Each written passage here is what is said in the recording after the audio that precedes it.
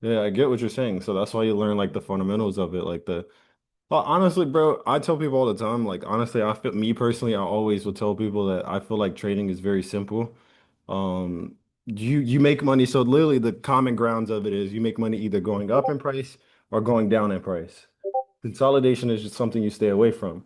So if I know I got to make money either going price up or price is going down, then I have to figure out when is price either going to go up or down. And I feel like people don't focus on that because then when you focus on like the fact that price either goes up or down, then you start to look for uptrends, downtrends, and how to identify them.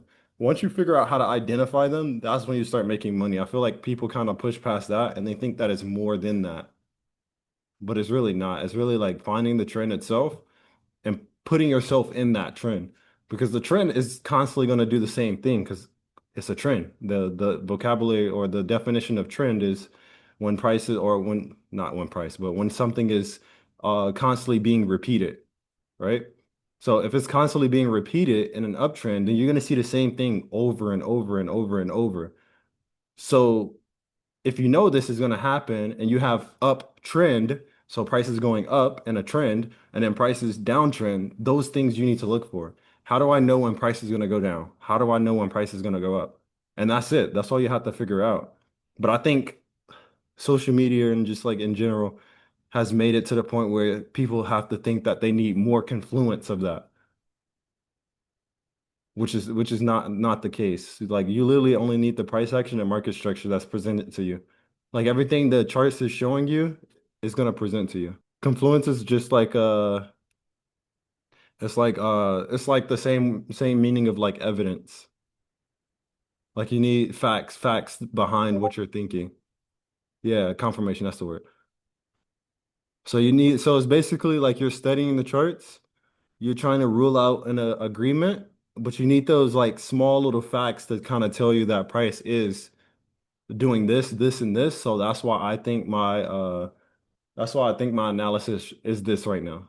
I have a very addictive personality myself where I recently had just started snowboarding. Never snowboarded a day in my life. I liked it for one day and I wanted to buy like snowboards and snow gear and I just wanted to become a snowboarder. Like I have a very addictive personality where if I do something I like, I want to be very, very, very good at it. And then I won't stop until I like at least become decent in my head. I have a very addictive personality. No, not competitive because I'm not thinking about, oh, I need to be better than everybody. I just want to be like, oh, I like this, so I want to be good myself. I'm not really thinking about others. Like I just want to be really good at it. It's just something I always pick up, especially like since I used to play video games as growing up as a teenager. It was one of those things where I was like, damn, huh? No, I never played that. I played Call of Duty when I was growing up. But yeah, it was just one of those things where I was like, that was competitive. But then once I started dabbling into other things that I liked, I just always wanted to get better and better at it myself. Just even if so to yeah, to bring back up competitive, like even if I wanted to be competitive, I knew I was already going to be in that flow state to even do that, you know? Hold on. Dude's like echoing in my ear.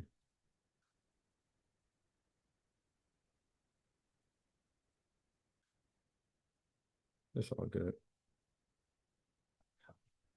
So yeah, I would just say um I would say with what you were saying earlier with the whole like martial arts thing, it's pretty much the same thing. Like the same way that you kind of like in the beginning you're not really like familiar on what to do and you're just kind of learning like the basics. I would say learn the basics now. Uptrends, downtrends, focus on how to spot consolidations and stuff like that, of course. And go in the fight with that. Just go in the fight with just that. Like once you feel like you fully understand what an uptrend is and you fully understand what a downtrend is, go in with that knowledge. Practice. You can do it on demo or however you want to do it. Go in with that, see how it works. So go in the field with that, see how it works.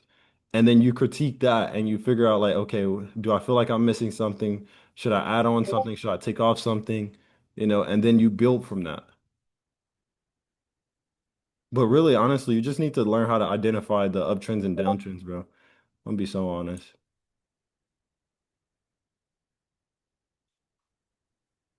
Yeah, it's really all that, bro. I don't know who made it to the point where you like need all these different little small things. I get it. People want to feel like they know more, but to be honest, like it's really just identifying what trend it is.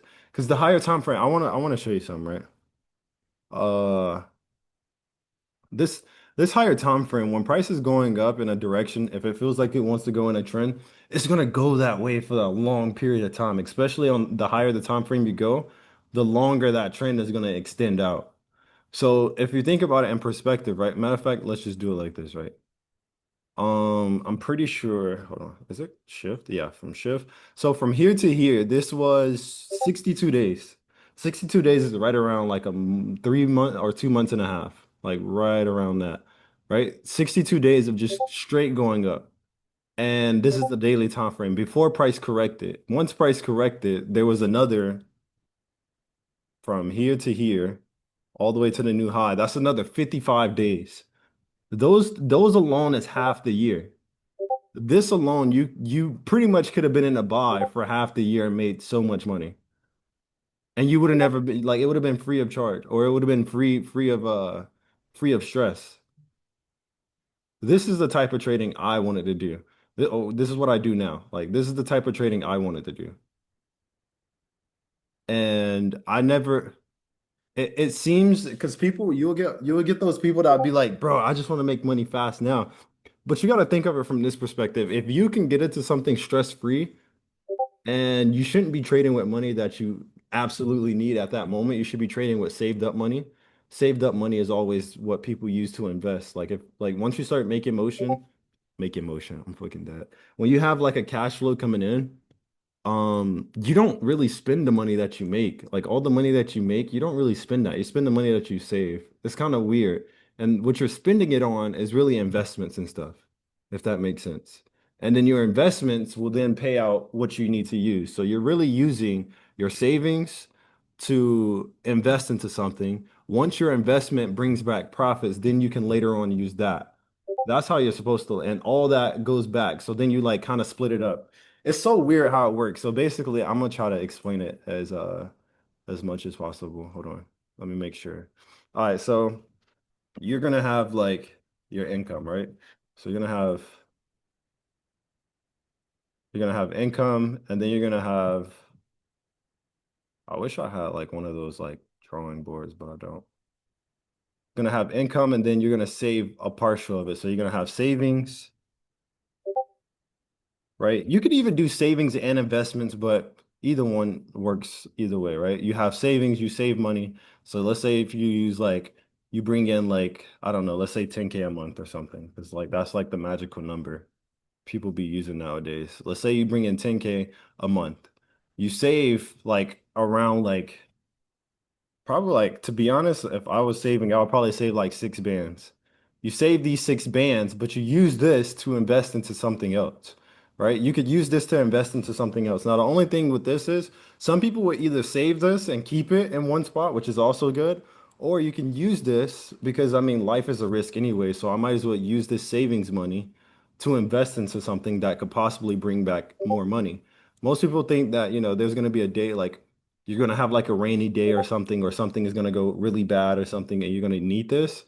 But I don't like to think like that. I feel like if I have a skill, I bring in money with that skill, I use the savings to invest in something, and then my investments pay back out in the income. I don't like to think of like, oh, a day is gonna be bad. Even though the world works like that, but I never want to think like, oh, like I need to save up just in case I have a really bad day or something just completely fails. I don't like thinking like that. So then you have investments, and then let's say you invested $6,000 into something and it comes back out with maybe $1,000 extra every month or something like that. Or let's say it could be more, but I'm just giving like, or let's just say $2,000. Let's say it brings back out $2,000 every single month passively, and then it goes back into your income. And then you take this 2,000 that you gained and you split that back up. So then you will split this up into like, let's say You take 500 this for your income, you save, you eat on this, or you can like chill on this, use this, and then repeat the whole cycle again. It's literally just a cycle, if that makes sense. And this income will all obviously grow as you start, making these numbers bigger. I'm just giving like an example though. Like these numbers are obviously going to be bigger, but you definitely want this income to have cash flow coming in first. So this is going to be your trades. Your trades first. Once you trade, you make profits, you save some. Once you save some, you also invest. So this could be back into your account, back into something that you think that is going to bring you profits long term. I would honestly keep this. I would do it like this. So if you make 10K, I would put it basically skip this part and put some of this back into your trading account and then redo this whole same thing again. But you're taking bits and bits of pieces. You're not don't be one of those people that like they'll make 10K on their account and then they'll withdraw the whole 10 bands. Because then you're just starting back over again. So all that money that you're making, you're putting it back into your account. You're really trying to live as little as possible off of your account. Like if you make 10K on your account, you should be taking maybe 1,000, $2,000. Because remember, you're using the money that you save, not the income that you have. I tell people all the time to work an actual job first, so that way you don't get that like I wouldn't say FOMO, but you don't get like it's not even greed either. Like you just like it's your money, of course, but you want to think about like the possibilities. Like people always say like, "Oh, if I have a bigger account, I can make more money," which is true. So if you have a 10K account, but you have a 600, $700 check coming in every week that you obviously can live off of, try to pinch it as much as possible until you keep building that 10K up. Because obviously you already have the skill down. That's the biggest part. Have the skill down first. Once you start making that income, go a couple months trying to like still live below your means. So that way you can kind of give yourself breathing room, right? So then when your account's built up and you have this skill already, you're gonna get to like 50K, 100K. And once you get there, you can slowly penny pinch from there. 1,000 here, $1,000 withdrawal here, 2,000 withdrawal here, right? And don't forget the value of money. Like I had a problem with this in the beginning. You start making a lot of money, especially as traders, you start making a lot of money that we can make in a couple minutes, a couple hours, a couple days, whatever. And we can make, $5,000 in a day, right? $5,000 is like somebody's monthly salary, right? That's a monthly salary. Even though we have like, especially in America, we have like inflation and everything going on and stuff like that. $5,000 extra according to what your job. So if you're working a job, you're most likely getting paid, depending on the job. If you work like a normal job, like fast food or something, you're probably getting like 3,000 to maybe $4,000 a month, depending on where you live too as well. You're making right around that. 4,000 added on with the extra 5,000 that you're gaining, you're making 10K a month. So you're working a job and you're doing trading on the side. You do that for 3 months consistently, even 4 months. I would even say shoot for 6 months. So that way you know you're really, really solid. Once you have 6 months consistency and you've been backing it up, then you can quit your job and then work your way out of that. Because then once you quit your job and you have like sustainable money on the side, once again, you're using, so now when you quit your job, but you've built up for 6 months, you're basically going to reinvest saved up profits or saved up money. So it's not really going to bother you because you still also have money on the end that you've been saving up for 6 months. It's really just like I don't know how we got on this topic, but it's really just like it's really a numbers game. Trading is a numbers game and it's like just like following what price is showing you.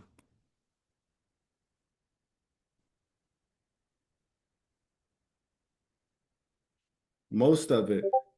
Most of it. Because you don't want to go into trading, you don't want to get into trading using the money you need. Because I've seen it time and time again. Okay, I'm gonna switch to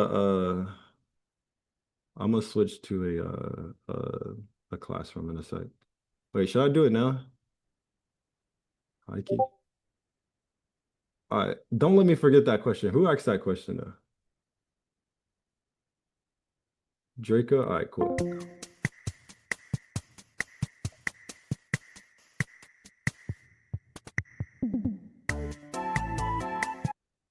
Yo, chat. Um,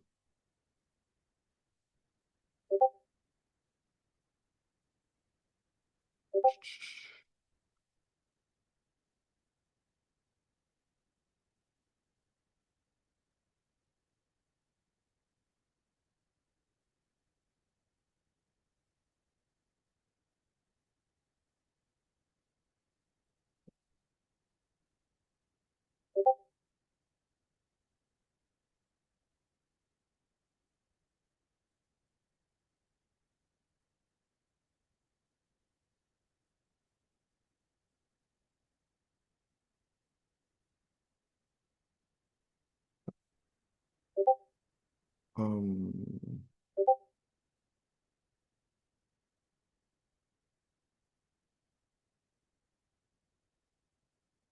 bro, I just noticed it's fucking 1 o'clock in the morning.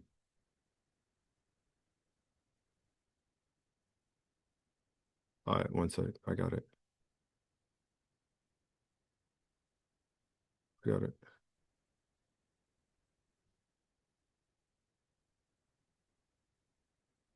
Yeah, calm. All right, so to finish that question, yeah. So what you want to do is basically when it comes to collecting your profits and like actually scaling up, you don't want to basically knock yourself because basically what people do is, like I said, they normally like build up their account. Once they build up their account, they withdraw their whole account and start back at like 1,000. I think that's like the common thing people do.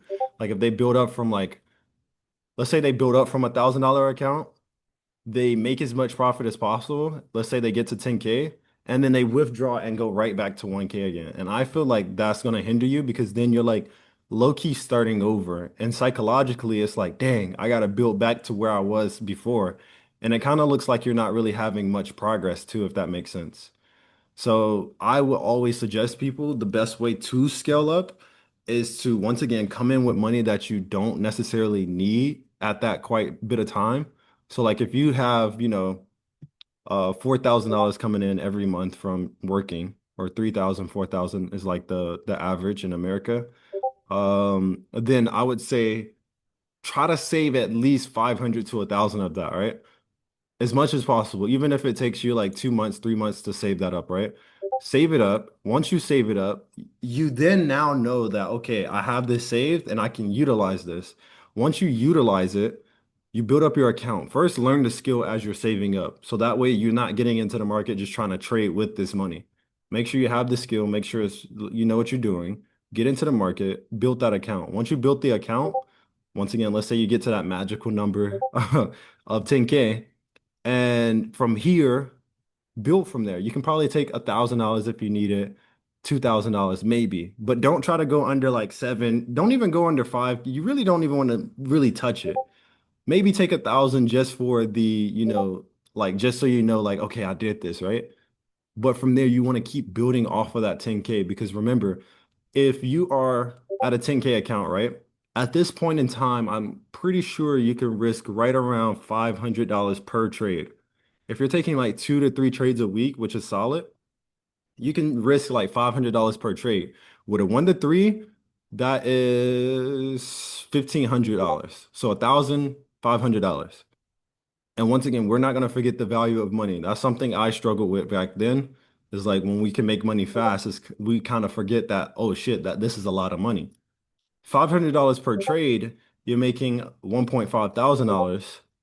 And it's like, that's enough to cover a lot of expenses that you probably have at that current time, right? So then from there, like this 10K is okay, I need to keep building this. But mind you, 1 to 4 is like always like good, but if you get a 1 to 3, that's cool. 1 to 4 is what you really want to shoot for. But then again, I always tell people don't fixate yourself on the risk to reward standpoint. Focus on that trend. Because if you focus on the trend and you know, all right, I can get in and hold this for a while, that trade that was a 1 to 4 could go to a 1 to 10, right? And that $500 you risk is now $5,000 in one trade, right? And you've made $5,000 in one trade. From there, you have, like, say, a $15,000 account.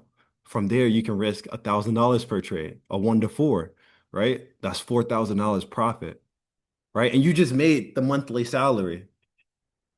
It's really just like it's really just a numbers game. People like kind of confuse themselves because like they're like you're kind of like rushing like not necessarily rushing into it, but you're not like you're just like in people's mind, the only thing that they can think of is like, I need to make money, right? They kind of like bypass like the actual like mathematics behind it.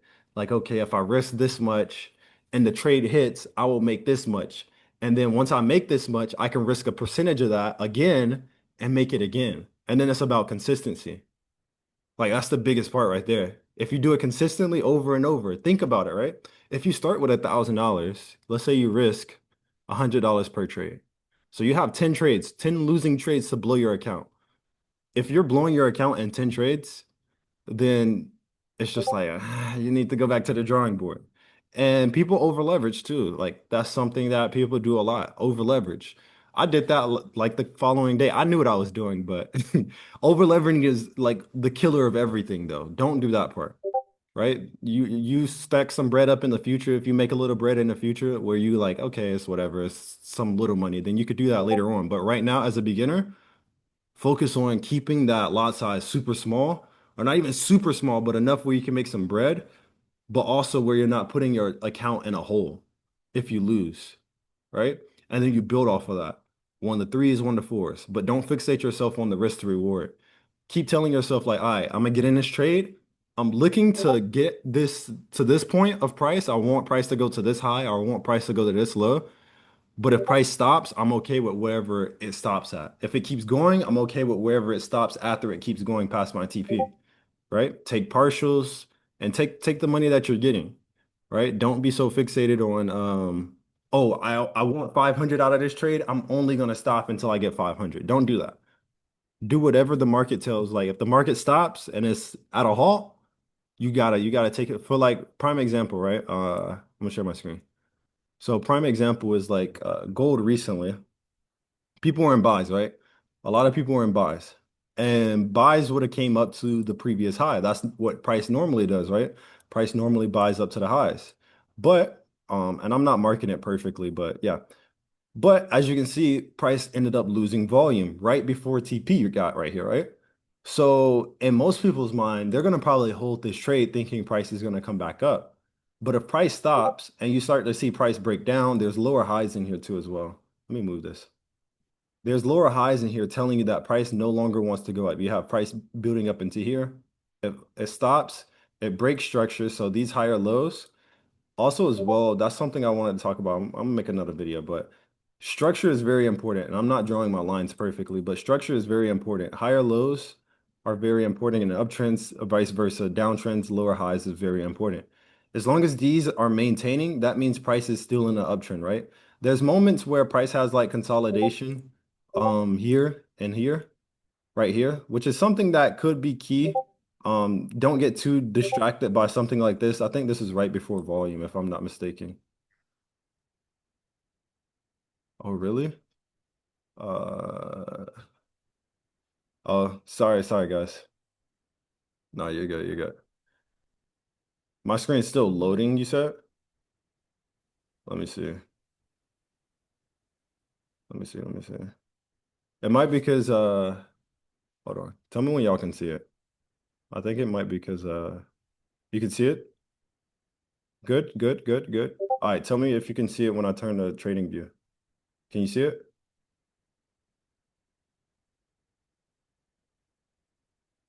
Wait, can you see it now? You can see trading view?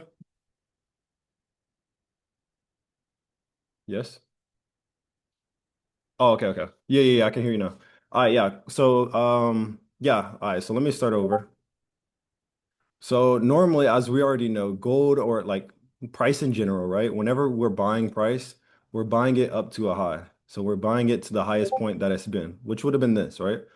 And price failed to do that, right? Price got to a point where it was buying, buying, buying. You would have thought it would have came to the high, but it failed to do so, right? And there was moments in here. So if we go to the 30 minute, we can see that price was obviously on an uptrend. And what I was explaining was you track these as you're in your trade. You're tracking these as you're in a trade. Higher low, higher low, higher low, higher low. This is really like, yeah, this is higher low, higher low. And then we have a break here. We have a break of this higher low. Price ends up making a lower low, lower high. So then this would have been like, okay, the trade is done, obviously, because now price is making lower highs and lower lows. So at this point, you have to take whatever price is giving you. And I think a lot of people are gonna try to like be greedy with this and try to hold on or try to end up selling the price after they get out of their buys, whatever the case might be. But what I'm trying to get to is like you want to be able to get into a trade. If you are looking at the right trend, utilize wherever you got in at. So let's say if you got in like down here or something, right? Let's say if you got in like down here. If you got into price and it went all the way up to here, then you can count that. You can take that. You held for a day and 18 hours, so you held for quite a bit of time. You made some money. I'm pretty sure you made a lot of money off of this. And then you take it for what it is, be on to the next trade, and then you wait. Okay, I just got out of buys. So let me not instantly put in sales yet. Right? So let me see what the market is going to do, go to the higher time frames, analyze what's going on. Okay, I see that price is breaking down. It just broke this level of a low. So let me work off of this. And then you go from here. Okay, price under here, we know it's bearish. It's going to be bearish under this level. Okay, I see that. Go up higher. Normally you would probably go from higher to lower, but it doesn't really matter to be honest. People always think you got to start at the daily, but that's not true. Um, but yeah, you go from here. Okay, 4 hour time frame. I see that price had this highest point. Price went and shot down. It made levels down here. We're not really fixated on what's going on here. But then price tried to come up again. Okay, well, the knowledge that I know that if price was buying, it buys to the highs, but instead it stopped here. So that must means it is a level of sellers here. So then from here, you're now going to analyze, okay, well, if there's sellers here, where is a level where I know sellers are in full control? Because price from here could just really just build back up later on and go back up from here. Because the last level we had was here, which we bounced off of. We came to this level, it shot up, made a higher low, and then made a higher high. So this could be a higher low and then shoot up for a higher high. And we're just traders. We're doing analysis. This is not like our bias. We're just looking at what the charts are showing, right? From here, we could look over here. We could be like, okay, what was going on over here? Because I see a lot of stagnant movement here. What happened here? So now you can go here, go back, make it look clear for you, right? Try to make something look clear for you. Okay, when I was over here, I seen that price was building up higher lows here, and then it ended up breaking. So it ended up breaking long term. Could I utilize that? Not necessarily meaning that you are going to utilize it, but these are just things that you're going to think about, right? Not everything you do on the chart is something you're going to have to use. It's just something you just want to analyze everything, right? You can delete this, right? You don't have to worry about that. So now that I know that price has made this lower high, it's lower than the previous one that it made, I can delete this now. So now my mind will now be on what's going on here. Okay, let me fixate myself on what's going on here. I see that price is built up, right? Built up, failed to go higher, made a level of support. Now, if price wanted to buy, it would have bounced off it here and went back up. But instead, all this level where price was buying up, buying up, buying up, buying up, we finally broke it. So now, okay, let me see if tomorrow will present me a lower high. Because now in this situation, to confirm that price is bearish, I would need to see a lower high to be created.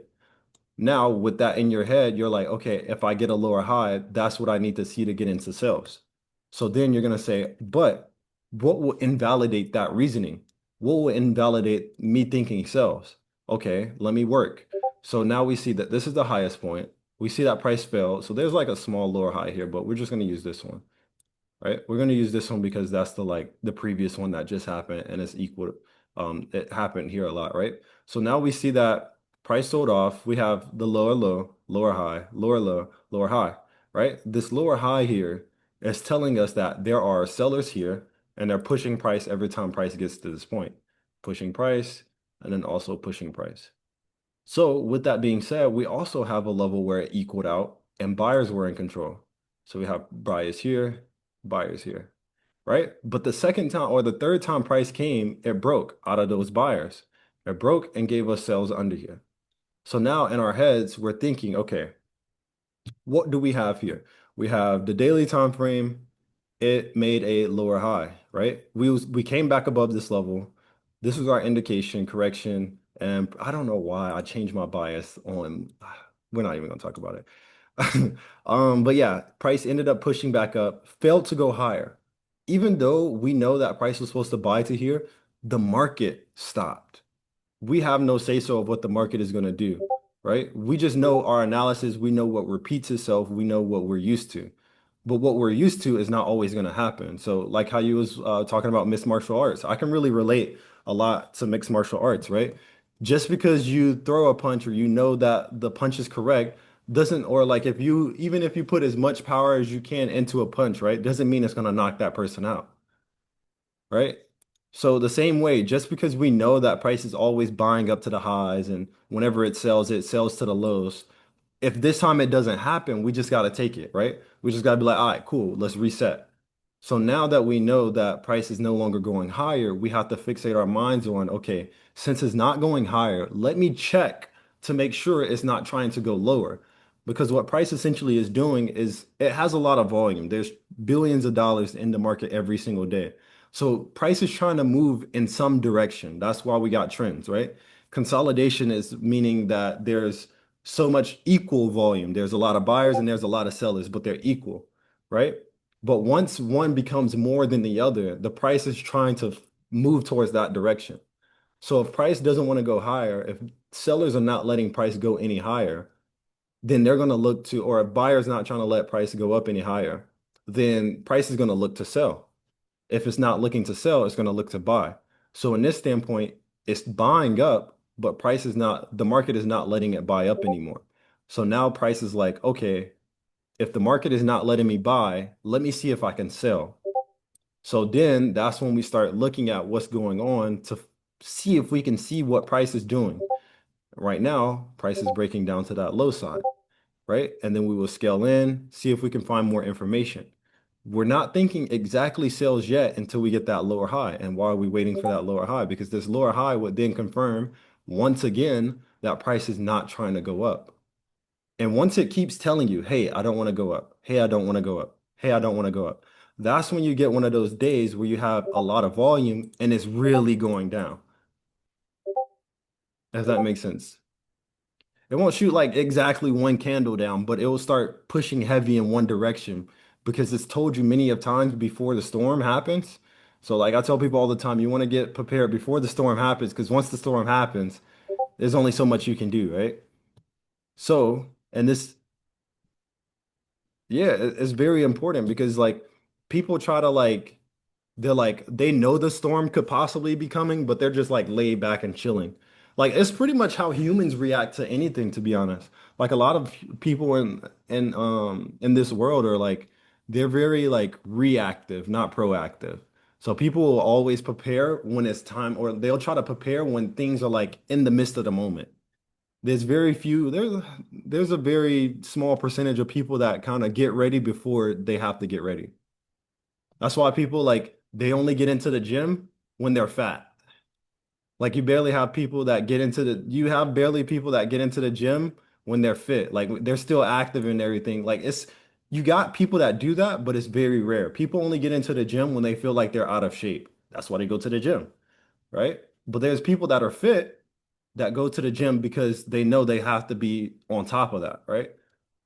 So the market's the same way. Like I can correlate the markets to anything and everything in this world because it's just really you learning life lessons, to be honest. The markets is really you just learning life lessons. Um,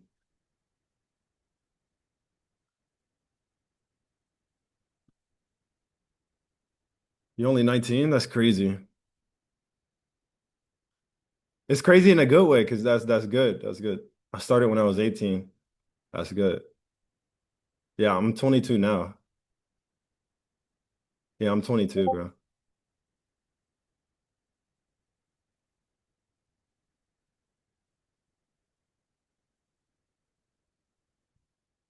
Bro, hella.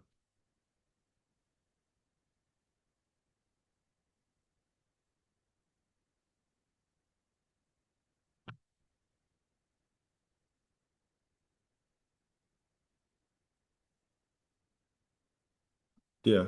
Everybody has a story. Everybody has a story, bro.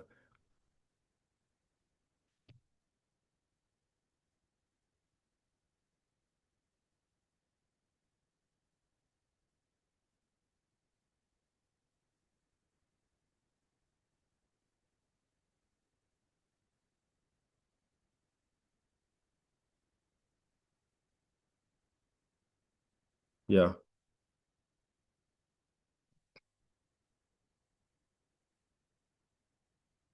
Yeah. I get what you're saying.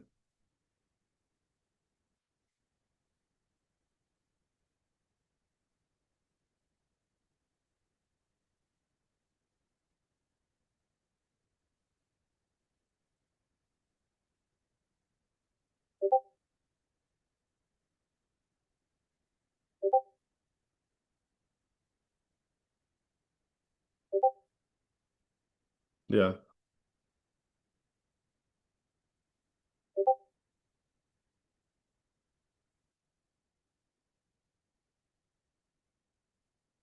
Yeah. Yeah. I'm a strong believer in the world seceding as a whole. I don't think it should be I'm really big on thinking that there shouldn't be levels in the world. Like, yeah, we have people that are like there's always good and evil. There's always people that are not very they're not born very intelligent or very like outspoken or very extroverted, and there's always problems in the world, right? There's always different people, different personalities. Some people are not fit for certain things, right? But I do believe that even though people not might be fit for everything in the world, people have their like own thing, and that their own thing they should be able to do without having to go through like so much trials and tribulations of like deceit or like evil and any type of evil. I feel like a lot of things in the world is very like monetized. Like if you want to become something, instead of putting hard work, it's more of like how much money you put into it, if that makes sense. It's kind of very backwards. Like I feel like back then it was like if you wanted to become something, you just had to kind of do the skill.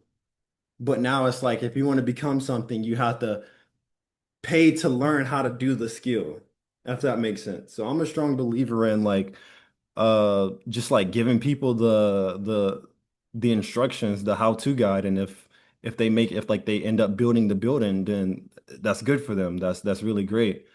I'm a very strong believer in everybody should be some successful in their own way. And everybody should be happy and have their own freedom. I don't think that even though like I get it, the government runs around like the entire world runs around money because like that's what we use to trade. That's how money was created. Like we're using this money to trade so we can get something out of something, right? That's how we pay for certain things, right? But at the same time, it's like the same thing that we need to trade for certain things, it shouldn't be at a high rate. Like it shouldn't be so much to live, right? Like we're all human beings. We know that we need food to live. We need water to live. We need a house over our head to protect us from the weather of the earth, right? We need these certain things, but it's like the higher power of the governments and stuff are like squeezing this and basically using the piece of dollar that we pay for to do these living things. They make it 10 times harder. So you basically cannot live, which in my eyes is evil, right? So when I started trading, I obviously was trading for my family, my mom, my sister. Um, and it was like helping them was the biggest thing for me. And it was like, okay, my mom is pretty good. Roof over our head, clothes on our back, water, food, whatever, right? She's taken care of. Now that I have this skill that I have is not something where it's like, it's not equivalent to, how some people are good at, I don't know, like it's like any skill. Like some people are good at something where it's only meant for them. I feel like trading could be very easy for people if they kind of took away the like, I need to make the bread part, if that makes sense. I'm trying to really like pour out my brain to it, like, but it's very hard to like explain exactly what I mean. But I definitely feel like the skill of trading can be picked up by anybody. Like I was like I wouldn't even think now to this day that I would know how to analyze a chart. That wasn't something like I always did.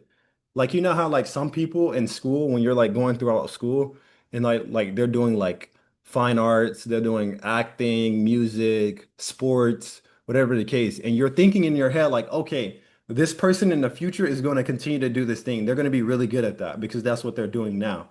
Right? I was one of those people where I was doing something completely different And now I'm doing something totally different from what I would have even thought. Right. So I feel like anybody can pick it up because it doesn't matter where you come from or what you've done before. I feel like you can pick this up. Now, the difference is I will say people can pick it up, but the amount of money that you make varies on who you are as a person. It will always vary on who you are as a person and what you can sustain. Because it gets to a point where you hit a level. And that's what I was trying to tell you earlier with the mental capacity. Like your mental capacity will always be that brick wall for you. Oh, it's not. You can't hear me? Yo, hold on. Yo. Okay. All right. Making sure my mic is like. All right. So that the mental capacity that I was telling you about earlier. That's what plateaus people right there. Like, how much can you handle mentally before you fall and break composure, right? So I'm gonna once again go back to martial arts because that's where we see common ground at. When it just cut off again. Oh my God. Yo, can you hear me? Yo, I don't, I don't know. I actually think it might be Discord, bro. Yo, or no. Is it every time I keep talking? Every time I keep saying mental capacity? All right, one more time. All right, one more time. All right. All right, so all right, I'm gonna unshare my screen probably. All right, so when it comes to mental capacity, like I said earlier, like this is where me and you see common grounds. I hope it doesn't cut out. You can hear me, right? All right, cool. All right, where we see common grounds at is martial arts. So I'm gonna go back to this. When it comes to trading, there's a mental capacity to a certain point where people, even if they're winning, you get to a point where your brain can only withhold so much. I've known people that have made a lot of money from trading to the point where they've like, oh shit, I can't believe like I'm even doing this, and then they start plateauing because of the disbelief of what's going on and they like, oh, the skill is actually working, right? Vice versa. People lose so much where they're like to the breaking point where like, oh shit, I want to just give up. This is not for me, right? So the same way in like martial arts, when like you get hit, let's say somebody like you throw a punch, but he slips it and then he hits you back. And you're like, damn, that punch hurt. As fighters, we're not gonna be like, oh shit, like let me just stop this whole fight because he just punched me back. Right. And so much, you can only take so much. So imagine if you get hit one time and it's like, oh shit, that hurts. But imagine if he throws four punches and they all hurt, right? It's a mental capacity that you get to, and that will always determine how far somebody's gonna get, right? But you got to keep getting hit. That's the thing, though. That's what I'm trying to get you to understand. But that's what separates people because people don't want to keep getting hit, right? People don't want to keep getting hit. That's the thing, though. You love it, but there's 8 billion people in this world. Not everybody's the same. Not everybody's the same. You might love it.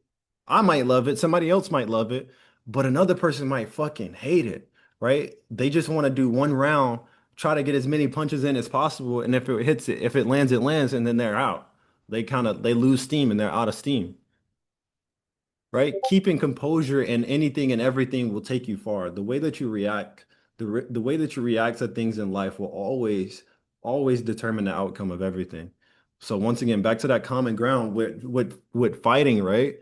As long as you're keeping composure, you can see everything. As long as you can keep composure, you can see whatever's coming your way. So it's the same thing with trading. It's the same thing with life. You stay calm, you stay composed, you don't overreact, you don't underreact. Like if something is there, you snatch it, right? If something's there, you act passive aggressive. Passive aggressive. That's the basically the thing right there for you. Being passive aggressive. So you're passive and to the point where it's time for you to attack. And when it's time for you attack aggressively and you take it, right? You take what you feel like you need to, yeah. You feel like you need to get something or something needs to get done, you do it. Or if you feel like you got to take a position that this is the right trade for you, you do it instantly. No thought about it, right? And this all builds from doing the same thing over and over, the fundamentals, learning it, learning it, learning it, drilling it into your head. So that way, when you see it, it just happens automatically. So once again, our common ground, like the first thing that my coaches always taught me was like to jab. If you feel like you can't do anything else, jab. Just jab. Just literally just jab. If you feel like you're tired, jab. If you feel like this nigga's on your back, jab. Anything, just jab. Right? Literally just jab. Anything, everything. You hurt, jab. Your arm sore, jab. You tired, jab. Literally just do that. That's gonna get you out of half of your situations, right? So it's like so it's like at the end of the day, he said until you fight a grappler. Jab that nigga out. Fuck you talking about? What? Jab this nigga out. Ow. Yo, what? What is wrong with him? What the fuck is wrong with him? Jab that nigga out, bro. Yo, bro. Just jab this nigga out, bro. But yeah, like you just gotta, he said double knee, double leg knee. Nah, he's too low to the ground. But yeah, bro, like you just like you have to be calm and composed, bro. And when it's time for you to strike, you strike aggressively and you take it.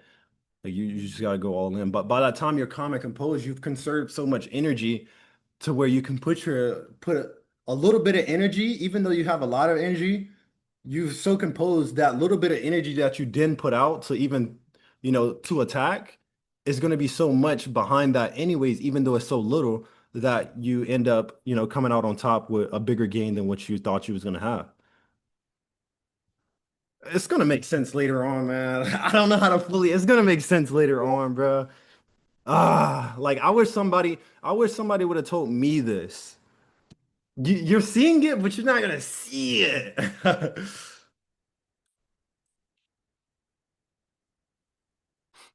Yeah, I do know my camera's on. Yeah.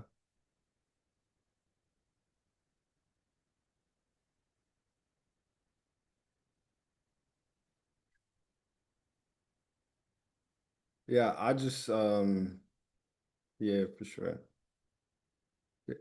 Yeah, I for sure tell people all the time because I seen like this Instagram or this YouTube comment yesterday, literally yesterday. The video I posted yesterday talking about how a lot of people go through a lot of things. Some people give up, some people don't. Somebody was like, "Yeah, we don't care about this. We want to know more about the charts." But it's like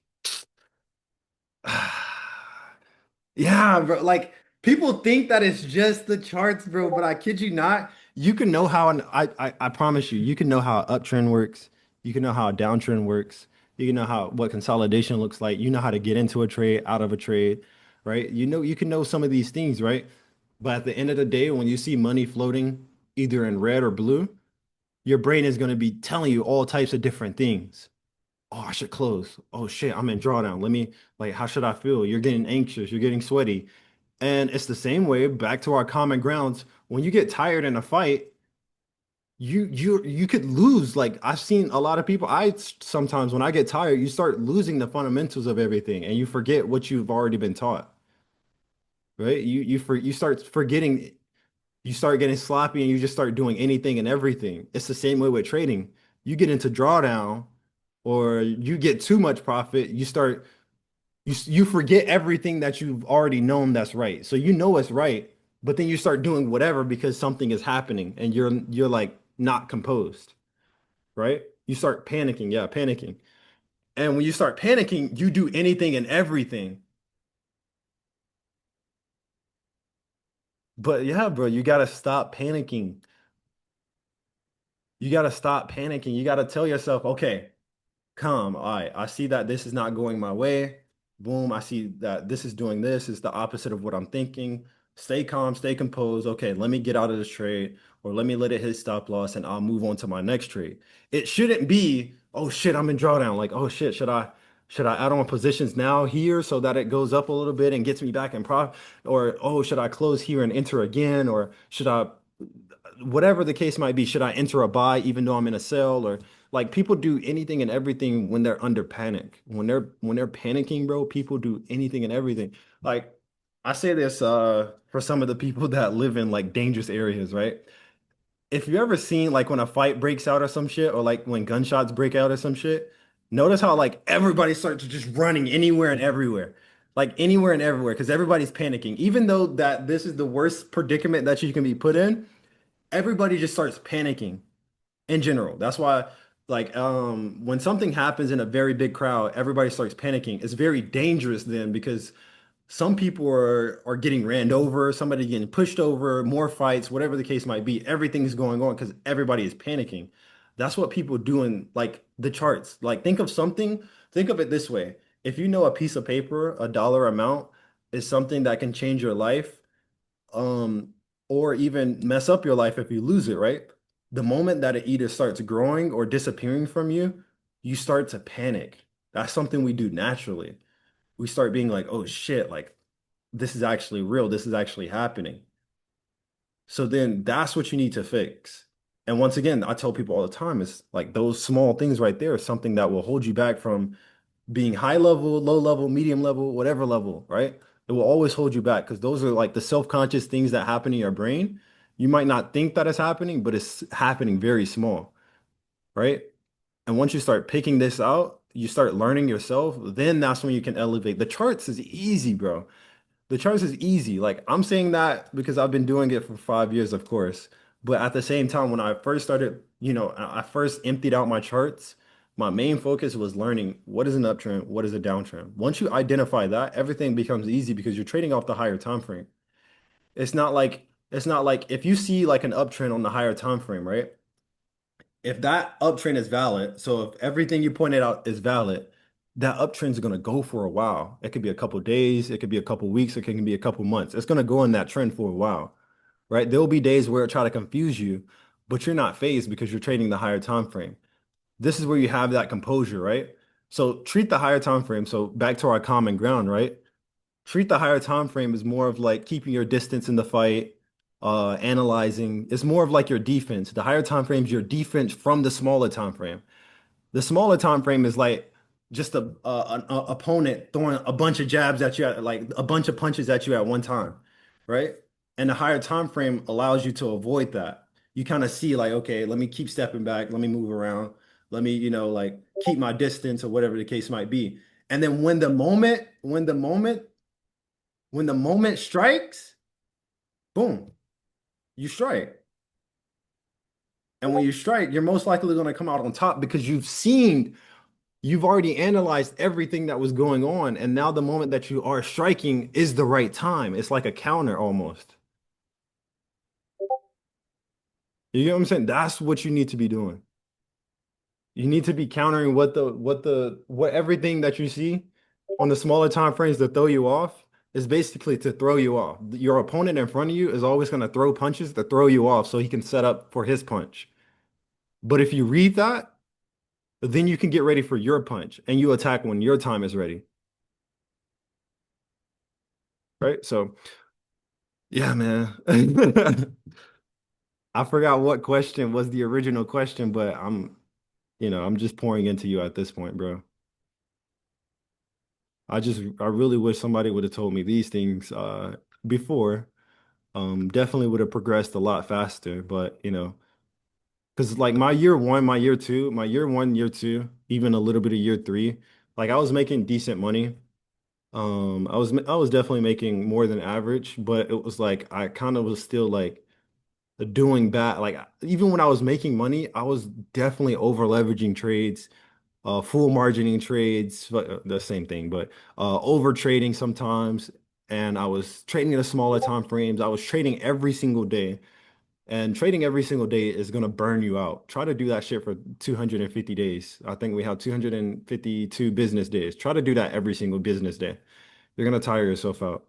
But yeah, like I wish somebody would have told me this before because it would have definitely helped me for sure. But yeah.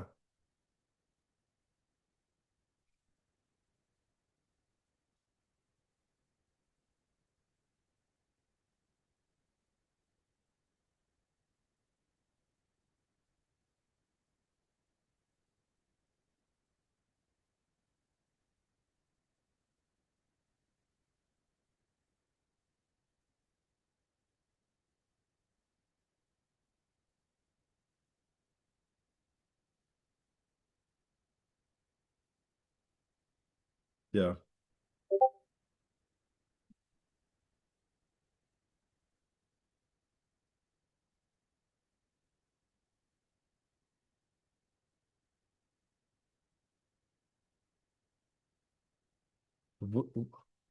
It's a community thing, bro.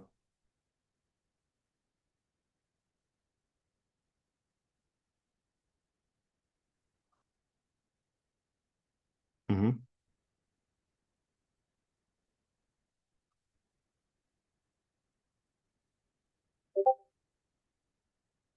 Yeah. Yeah.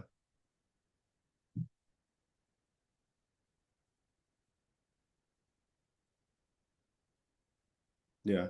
Even though that's physically physically impossible, but yeah, I get what you're saying. Yeah, I get what you're saying. Yeah, I definitely think that building a legacy is definitely the biggest thing that we could do as human beings. I don't think that we should all live individually. I think we should all live as one. It's super hard because now we have good and evil, of course. But without evil, there couldn't be any good, technically, in my standpoint. I feel like without something it's kind of like without something to judge off of, you really can't tell if it's good or evil. So,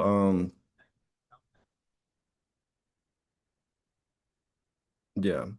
So I always think that building a legacy is what everybody should shoot for. And that legacy should be bringing the people together because I feel like especially like as time keeps going on and all these different like and I'm not going to get too into it but like now in 2026, 2025, 2026, we start to have these different categories and these different levels and these different brackets of things, uh like sexuality and genders and or that's the same thing, and religions and different types of tax brackets and all these different like groups. It's kind of like high school. It's literally kind of like high school. Like I'm pretty sure everybody in here is over the age of 18, most people. You've been in high school. You notice like if you ever walked into the cafeteria, everybody has like their own group. Like everybody there's like the ghetto group or there's like the preppy more rich kids group. You have the nerds, you have the guys playing fucking Pokemon and shit. Then you have the people that sit by themselves, they're introvert. That's how the world is. And that shouldn't be how the world works though. Huh?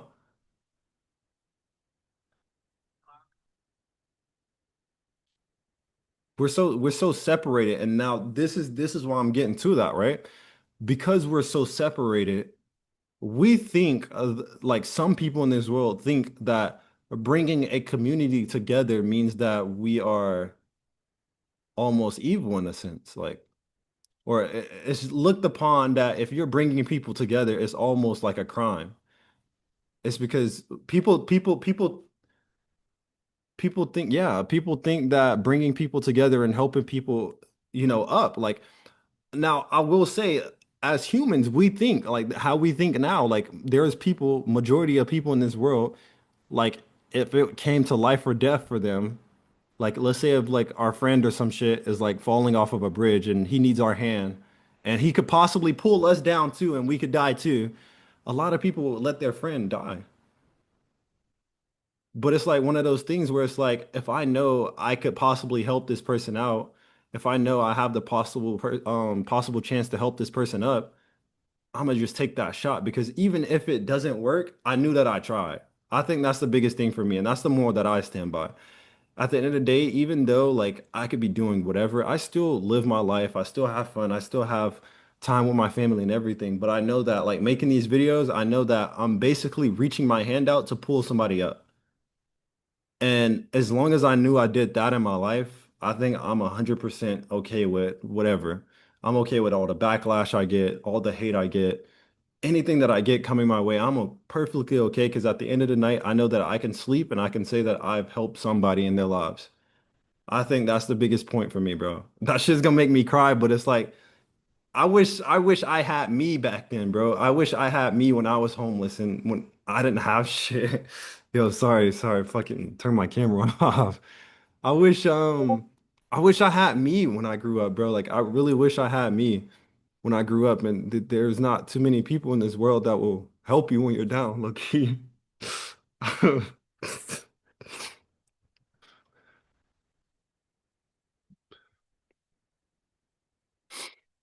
This is yeah, bro.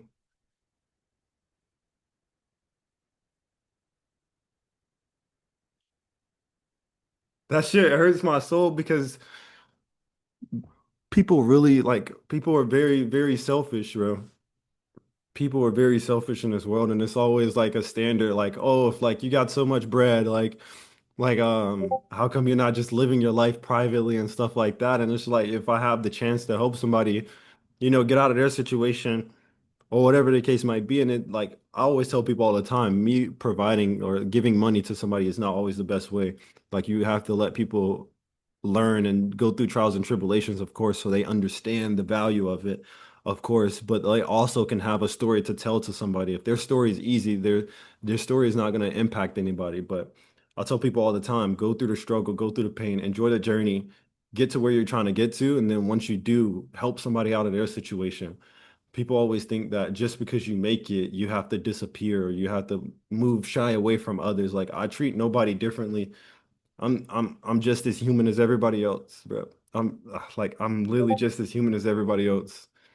And there's nothing that's gonna stop me from trying to help somebody else because at the end of the day, like if I go to sleep, I know that I help somebody that it's just good on my heart, right? It's definitely good on my heart because once again, I wish I had somebody when I didn't have anybody. Like I didn't have any friends. I didn't know my mom. I didn't know my dad. I was mentally abused, physically abused. I've been in juvenile. I've been homeless. I've been in all types of predicaments. I've seen people get killed in front of me. I've seen drugs, guns, all types of shit. I've been jumped before. I've been in all types of fights. I've been through everything you can think of. And at the end of the day, I will never change my heart towards the people that I have around me or the people that I'm trying to build up. Because at the end of the day, I know that we all have something that we go through and there's a possibility to get out of it. Even like, bro, I've been in the worst predicaments where it's like, all I can do is thank God that I'm even out of the situation because it was one of those situations like, how did I fuck did I even make it out of this? So that every day that I wake up and I'm breathing and I'm alive, I was like, okay, let me put my hand out to see if somebody would grab it so I can pull them up, right? That shit, I'm sorry, bro, but I really never understand. I really never understand, bro.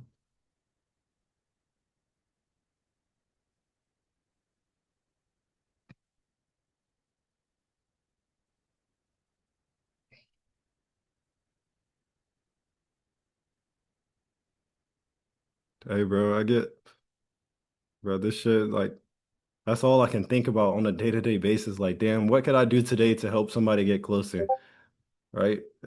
You don't have to be a fucking millionaire. You don't have to be fucking a billionaire, some shit. Like, even if you can help your moms out, help your dads out, grandmas, aunties, cousins, whatever, help yourself out, right? Whatever you enjoy, travel the world, right? As long as you can do that, bro, you pour into other people. Once you're able to do that, you pour into other people and you keep doing that. Because it's a big cycle. It's like if you help somebody, imagine if it was like 10 me's, right? If I do something, help how many people in here? 700 people, right? Help 700 people. One of these 700 people go help 700 other people. And the cycle keeps going. It's only to a certain point where it gets to a global thing and everybody's thinking on the same accord, right? There's obviously going to be good and evil, but you just kind of have everybody's mindset in the same accord. And when everybody's mindset is on the same accord, you become one because y'all are all thinking as one. And then with millions of people as one, you become an army. And when you have an army of people, then it just comes down to, okay, who's going to win the war? Because who's stronger? Like, I feel like we're all fighting a war against, us, humans, and then the people that have been here trying to control the earth, right? The earth shouldn't be controlled. Managed, of course, like managed to keep the good and evil, of course, but controlled is a bit excessive. Controlled is something that we're not supposed to be controlling anybody. God is the only one that controls us and tells us what to do at the end of the day. So the fact that people get on the earth and or people on this earth feel like they have a certain control over human beings is absurd. That's almost thinking that they're godly like. It's kind of like how the police be moving. Not every police officer moves like this, but any higher any higher authority feels like they're it's almost like higher authority thinks that they're like a god almost. It's like the people that play that have the rights to give us money and not give us money, right? They feel like they have control over us because they have something that we need to survive, right? So it's kind of one of those things where it's like, people are moving like they're you said what? Yeah, bro, that's what it's all about, bro. Fulfilling those goals. It's not about the fucking luxury lifestyle and all this shit that they try to present to you as consumerism, because that's all the world is a bunch of consumerism. To get you to fall into a trap of trying to chase that consumerism. That's all the world is chasing consumerism. There's plenty of people that, like we're in different times now, but we forget as human beings that we used to enjoy nature. We used to be outside and there used to be campfires and used to be people playing in the pool and the lakes and stuff and enjoying time and being free before we have, once again, we are in different times now where we have technology and more convenience and all these different things. But I think we kind of forget where the true happiness can be found without that, right? I think we kind of shy away from that. So morals is a big thing that people used to stand by back then. Like I feel like way back in the way back, people stood on morals. Morals was like a principal code for them. And it was like they either die behind those morals or they live behind the morals, right? They either one, right? And I feel like nowadays it's kind of like people are just all like chasing something that's not really going to fulfill them in a way. Yeah, you're going to have a better life because once again, consumerism, right? If you could travel somewhere without having to pay something, you would still travel, right? But now you have to pay for it. So it's like you're chasing something to fulfill something, right?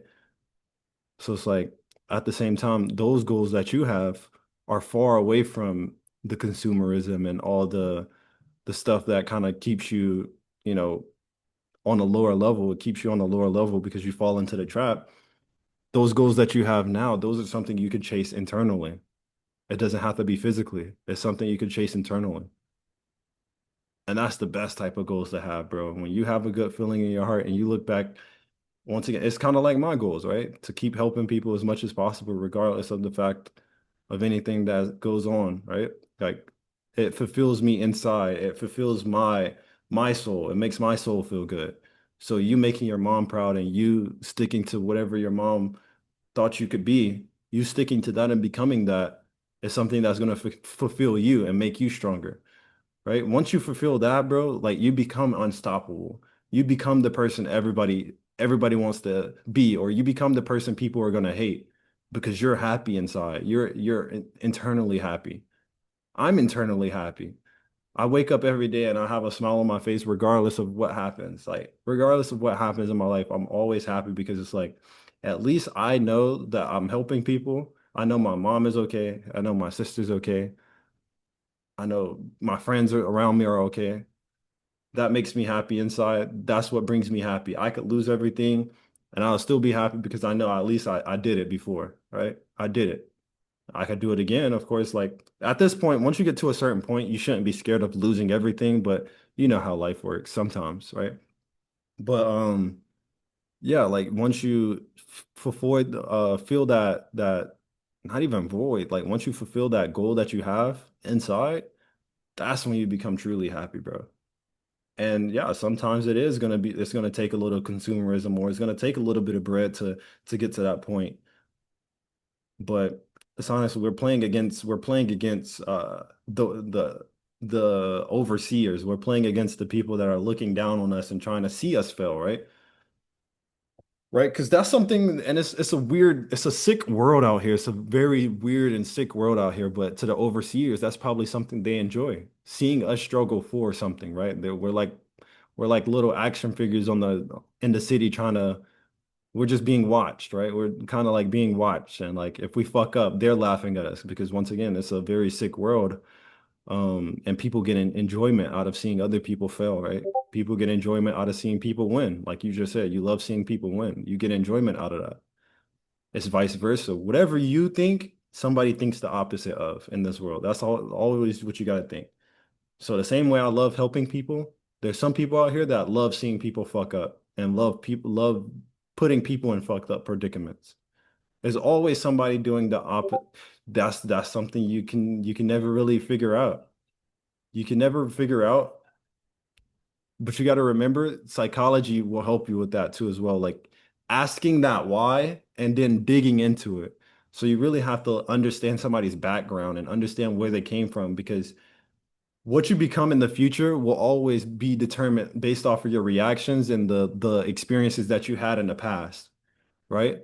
People do certain things because they've already been through certain things before. It's kind of like a relationship. That's the best way to make it like very relatable. Like a relationship, if somebody was to like I've never experienced this and hope I will never will, but let's say if somebody gets cheated on, right?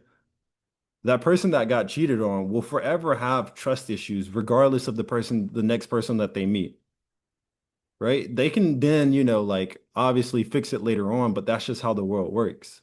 They're always going to have that in the back of their head. That's just going to be something that plays in the back of their head. Oh, this person might cheat on me like the last person, vice versa. So people think in the same way. So if people are out here like, oh, I find enjoyment off of hurting people, then digging into their past, they probably done this before, or somebody probably hurt them. So they're recopying what somebody used to do to them. You can dig deep into psychology. People do different things, but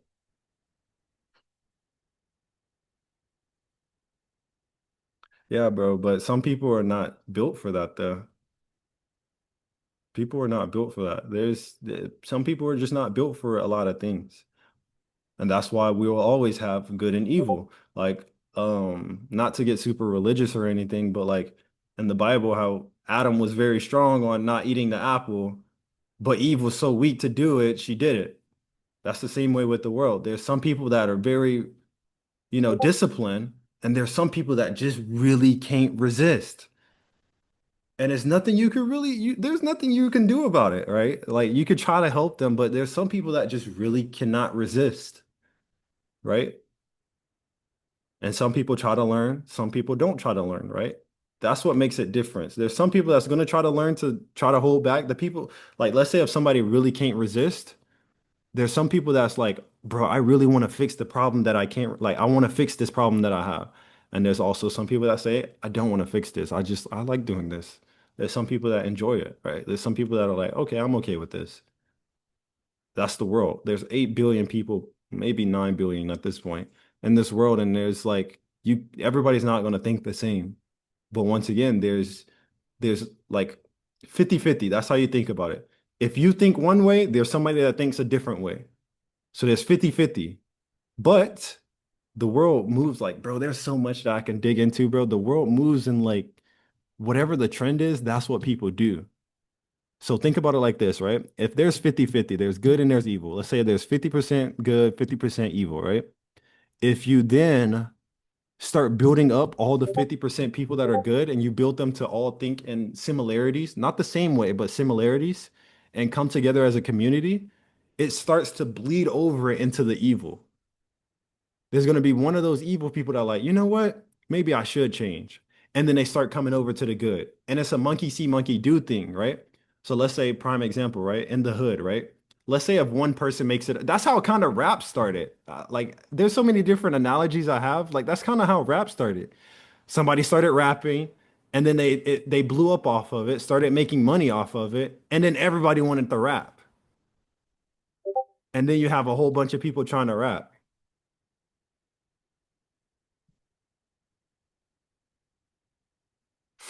True, but no, you know what that's I get you, but you know where that started? Envy.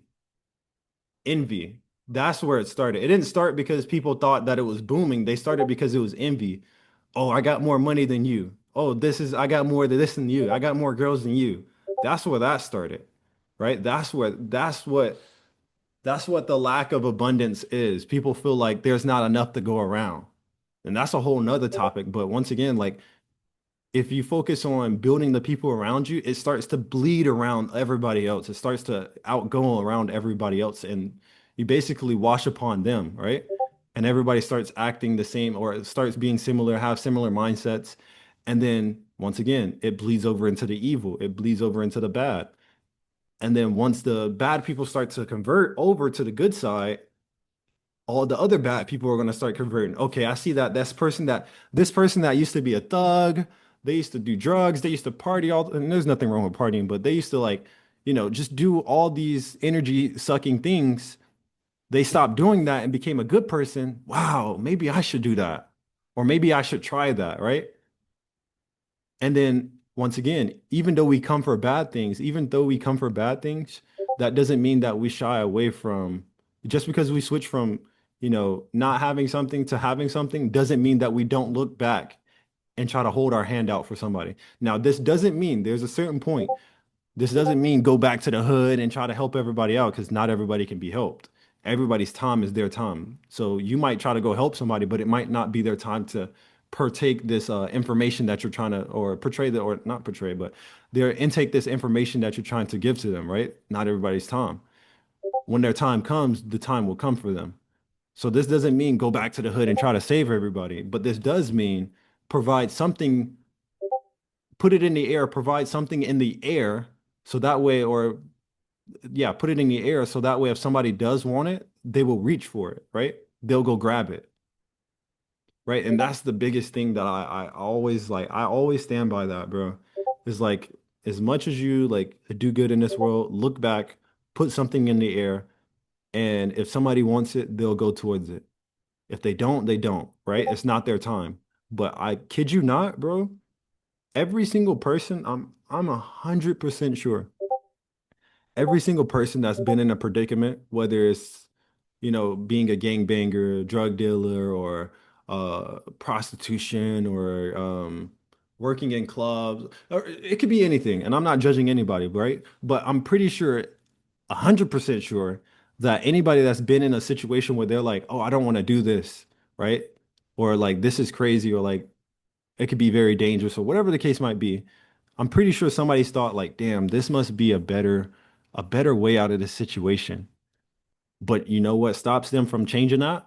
They feel like they have no other way. They feel like there is no other method, because everybody gatekeeps the way to get out of that. That's my problem. That's what all this ties back into. All of this that we're talking about, it ties right back into that, right? People don't see that they have an option, because the options that they could do are gatekeeped, right? They're gatekeeped. So it's not in the air for them. It's not in the air for them to learn it.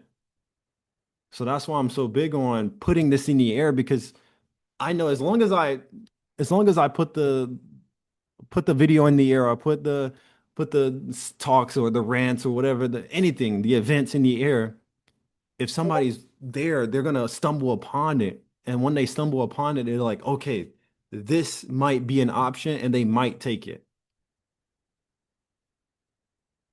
This is the whole goal, bro. Yeah, for sure. You gotta think too, like, just because you do something doesn't mean it's gonna work. You can do everything in your power, but doesn't mean it works. But the best part about it is, as long as you know you try. Like, once again, it goes back to, if we have a falling friend, we might die, we might live and save this man. But the lingering thought is, at least I tried. Yep, exactly what you said. At least I tried. That's the best thing you can do. If you put all your fucking effort into something, and at the end of the day it doesn't work, and you can say, at least I tried, that's the best way to end something, bro. At least I put like, and I'm talking about breaking your mental capacity and trying to really push yourself to the limits, and push yourself to the deepest core that you can find inside of your body. Push yourself to actually make something happen. And if it still doesn't work, you can then say, at least I tried. Because some people will think like trading wise, let's go back to trading, right? Some people will get into trading first day or whatever, and they take one trade, they lose their money and be like, "No, I'm done." That's not trying. Even 1 week is not trying. Oh, I tried it for 1 week. That's not trying, right? That's not trying. You got to do this for a couple of weeks, maybe a couple of months. Doesn't mean you have to use your real money, but trying is like probably doing it for like a year. Try it for a whole year, see what happens. Right? That's trying. Putting your all into it day to day. I'm not talking about on and off. I don't do that on and off shit. Like you want to do something, you got to keep doing it. Be consistent. Do it all the time. You don't even want to know my fucking sleep schedule, bro. Bro, I just woke up, bro. It's 3 o'clock in the morning. I'm not going to sleep until like maybe 10 a.m. maybe. But yeah, bro, I'm glad I was able to pour into you. No, real shit. A mafia is people like mafia. Everybody thinks negativity about a mafia, but a mafia are people that stand by morals and stand by principles and loyalty at the end of the day. And those, if loyalty is broken, if somebody breaks loyalty within the mafia, within the family, those people are indebted to them, right? Yeah, they might take it out in violence. Of course, that's how everybody looks at it. But at the end of the day, it's morals. That's what it is, morals. Those people are the people that, because like it's not the same. It's not the same thing as like an average day gangbanger, right?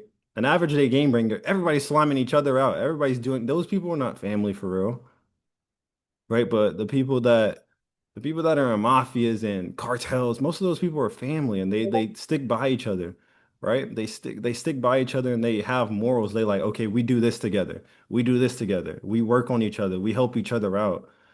We all want to see each other win. Everybody want to see each other win. There's no envy, right? Everybody understands their level, right? Mafia moves in levels. There's levels to it. And everybody respects that, right? There's some people that will, once again, there's always good and evil, of course, but respect is there. Respect is there. There will be some people that are bad apples, but you kick out the bad apples, right? Once you start kicking out the bad apples, you have only positivity within your family. And when you have positivity in your family and you have no worries in your family, that opens everybody's mind to expand. Because if you have no negativity to worry about and everything's good, then that allows you to expand. And if you expand as a family, if you expand as a unity together, then you only become stronger and stronger than the people that are trying to solo out here or be the bigger guy or be the best of everybody or the people that are trying to tack on everything by themselves, right? You become bigger than them. But once again, if somebody feels like they need a home, you welcome them in. Like you don't put anything down or anything past anybody because they are what you think of less of, right? Because I don't think that way. I don't think anybody's better than anybody. I don't think anybody is less than, right? I think everybody is very equal. Now, the skills will always determine, like, okay, I'm better at this skill than this person. But that just because I'm better at a skill or just because I'm better at uh um anything in this world, just because I'm better at something doesn't mean that that person doesn't deserve the same amount of respect. I will never think that just because I have this amount of money or I'm good at trading or I have this many people following me, I will never feel like, oh, I'm just better than this person because I have this, right? I look at my following as a bunch of people coming together. I look at the 300K people we have on YouTube. I look at it as, okay, everybody's standing together with ICC and we're all going to build this together. All, it might not be all 300,000 people because that's not how numbers work, but I will always look at it as like, okay, boom, like all this means is everybody's coming together on a equal topic. Obviously, most people are following because they want to make money, of course, that's one thing. But some people watch me so they can understand the mindset that it takes to get to this point, right? It's fucking 2 o'clock in the morning, bro, and I'm just sitting here chatting with you guys because like you guys deserve it, right? You're human beings. I'm a human being. We're all trying to get somewhere in life, whether it's making money, whether it's helping our family, whether it's helping ourselves, or whether it's wanting to use this knowledge to trade and then use it to travel the world, right? like we're all human beings. I like if I'm up at 2 o'clock in the morning, I know I can say something to change somebody's life. I'm gonna do it regardless. I'm here to hear Draco out, even though, he probably, there's people that probably passed up listening to Draco many and many times. But I always tell people everybody has a story. Whether it's you started off good and ended out bad, or you started off bad and ended out good, right? Everybody has a story that's meant listening to because now I know that Draco has went through this. So now if I ever see him in a chat and I see him making profits or I see him learning the trades and hitting trades, I'm gonna know like, dang, Draco was just going through this. Like sorry to bring it up, but his mom just passed away the last month and now look at him, now look at him. He's hitting trades. Damn, he working hard. Right? I know that now. I know that now. So now I'm gonna encourage him to push harder. Like, dang, bro, I can see your progress. That's how it's supposed to be. That's what a community is.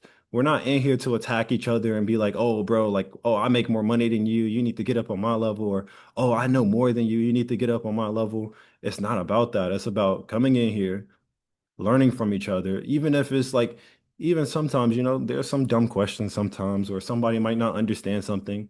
You don't bash them about it. You say, hey, like, it's, like you could do this instead, say it in a nice way. Hey, you could do this instead. So you can kind of learn faster or learn this. Like there's some people that don't really understand this, right? We all was there at one point.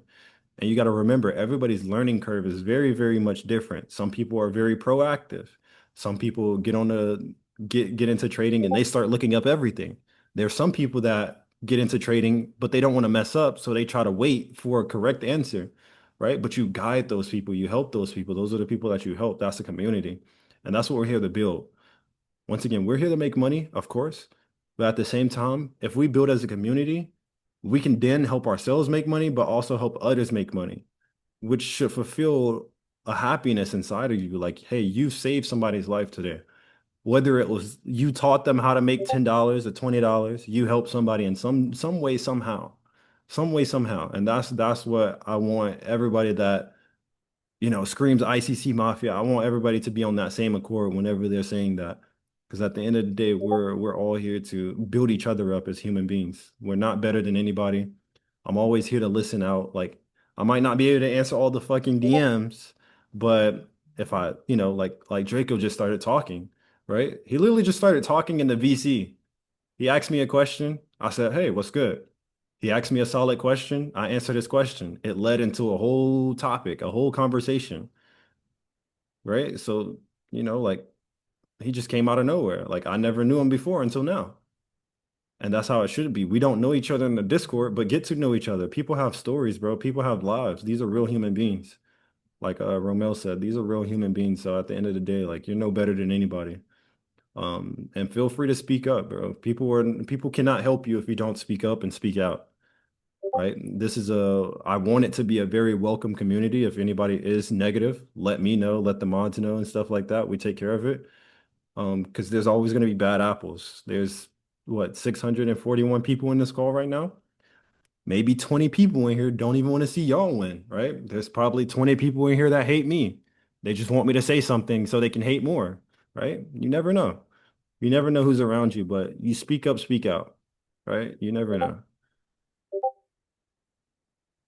So, yeah, they're probably just coming in. Basically, well, it's pretty much going to be on YouTube. I'll post it on YouTube to be honest, because it was a lot said, so you kind of got to go through it. Probably got to look at it 3 more times. But I'm gonna just, if you have like I guess you can say if you have like a situation or a question that I can answer or like dig deep into, if we can dig deep into a topic, I'm willing to put you on the stage. Trading wise, I pretty much, that's pretty much easy. So that's not something I can really dig into, but they're talking about gold analysis. Bro, gold isn't going anywhere. Look, for the current time being. I'll go over gold right quick. Oh snap! That's actually doing what we was talking about earlier. So basically with gold, like I was saying earlier, price didn't buy up to the highest point that we had in the market, which this was supposed to buy up because we already had recent structure. So look, daily time frame, we had indication already. Price corrected, stalled a little bit, and then finally pushed up above here. Normally, what we're used to is to see price like push up to the highs. So whenever we're buying, price buys to the highs, and then whenever we're selling, sells to the lows. But in this scenario, price failed to go higher than this level. So this means that there is a substantial amount of, one second, let me move this. There's a substantial amount of sellers sitting at this level, which means price can no longer go any higher than this yet until there's a large amount of buyers kicking in. So what we're going to do from here is we scale down to a 4 hour. We see that price is obviously rejecting, nothing too much here. We see that price fell from here, all this happened, but this is irrelevant to what's going on right now. Right now, we already have the highest point that price can reach. Now we're looking for some type of level of support. Now, I really can't see much except for what just happened, which is the rejection down here. But I do see that price stalled here, right? I can see that their price wicked down, came back up, wicked down, came back up, wicked down, came back up. So that lets me know that there's a strong level of buyers here. Now, what I would do from here is 1 hour time frame. Now, you don't necessarily have to go, and you're gonna see earlier in this video or like the recording that I went from 1 hour to the daily. You don't have to like, there's no right or wrong way to do it. It's just what you're pointing out or what you're picking out is very important. So we went from the daily, we pointed out that price failed to go higher. We went to the 4 hour, we pointed out that price had this level of support. We go into the 1 hour to get more details of what the support is. So as you can see, price made this level right here, this low level. So we have a low in the market. But we're going to ask ourselves, like, where did this low come from? How did this all start? As we can see here, price was just on this uptrend. So we have a higher low, higher low, higher low. And then here we have a small higher low, but we don't necessarily need to count that, but we can count this as a whole right here because all this movement right here. And we're counting this as the higher low because price went up for a bit, pushed down, stayed still for probably like an hour and a half before having a good push up again and then pushing up into the sellers. So this is our higher low. Price end up breaking that higher low, creating a lower high and then dropping again. So now we have price going from making higher lows, higher highs to breaking down to making lower highs, lower lows. So we start to pay attention to this because this is how trends start. When price starts repeating the same thing, then that's when a trend is starting. So basically what we're doing now is that we see that price has already broken out of this level. We now know that from under here, we know price is going to go from this line all the way down to this level. So you're probably asking, well, how do we get a position? How do we take a sell? What do we do? So from this standpoint, what I'm thinking that could possibly happen, it's currently 2 o'clock in the morning for me, EST. So there's like 6 more hours, 6, 7 more. No, I'm joking. I was out. I'm dragging. I'm dragging it. Yeah, there's probably like 6 hours before the market opens. Actually, no, it is 7 hours. Yeah, 7 hours before the market opens, and price has already broken its level of support. We have an indication. So price from here is going to go to here, an indication that price is bearish. And what we're looking for now is price to create some type of lower high. So that's what you've seen on my chart earlier, some type of lower high.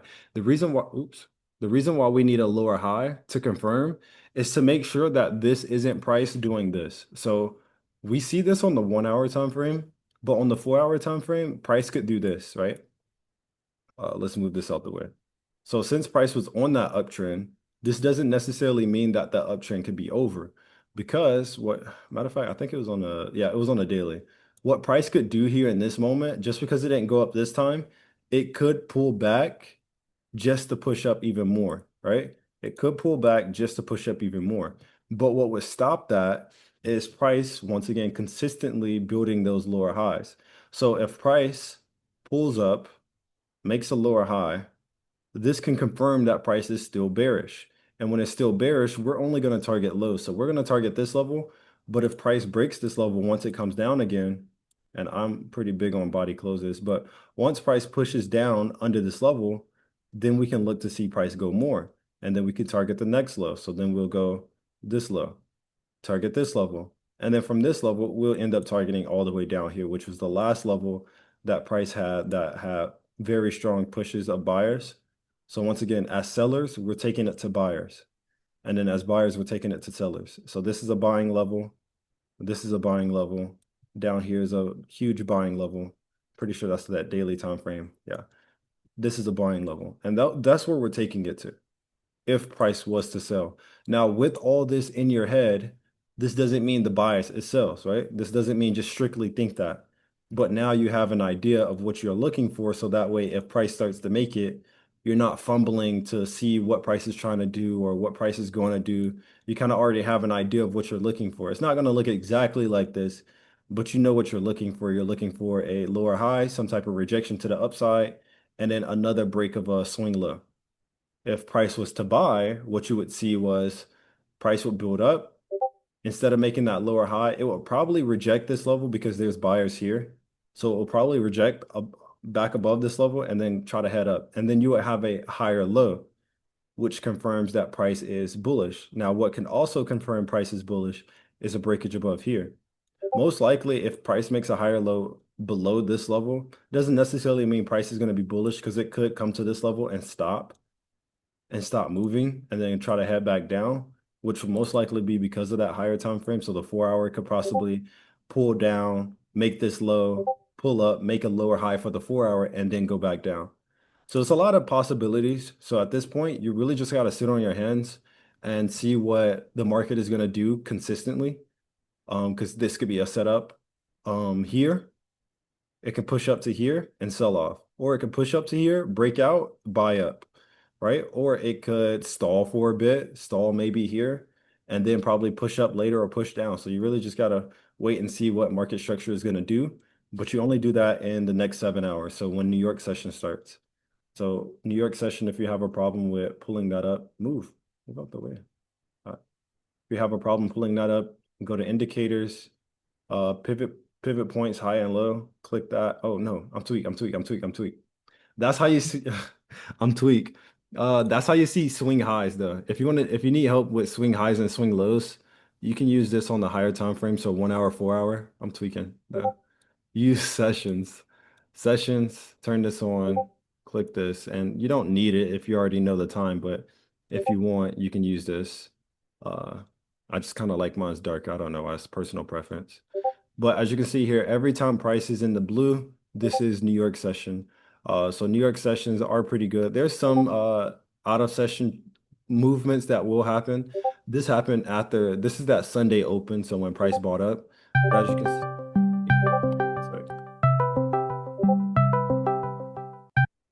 sorry, sorry. As you can see here, price pushed up during out of session. New York session, price gave a little bit of volume before dying out.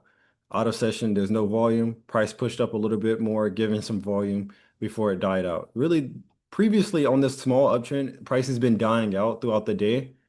Out of session once again, there's a little bit of movement here, no movement during New York session, but today's New York session might give a little bit of movement. So just be assured or be on the watch at, 8 o'clock, 9:30 is when the bell opens. Just be cautious of what the market is doing. Come up with a plan. Okay, if price breaks above here, I have an alert.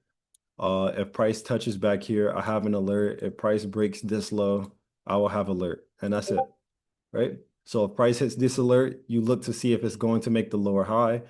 If price hits this alert, you know that price is no longer building bearish structure. So this is like telling you like, okay, why do I have it on every time? So we're gonna go here. I'm pretty sure. I hate this new update they made, bruh. Oh, it's right here. So it's gonna be becomes, I can't spell, becomes bullish. So you could put that there.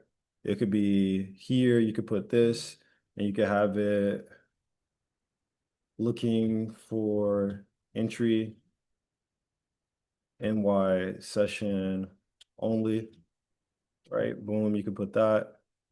And then you could put this where it's like breaking swing low.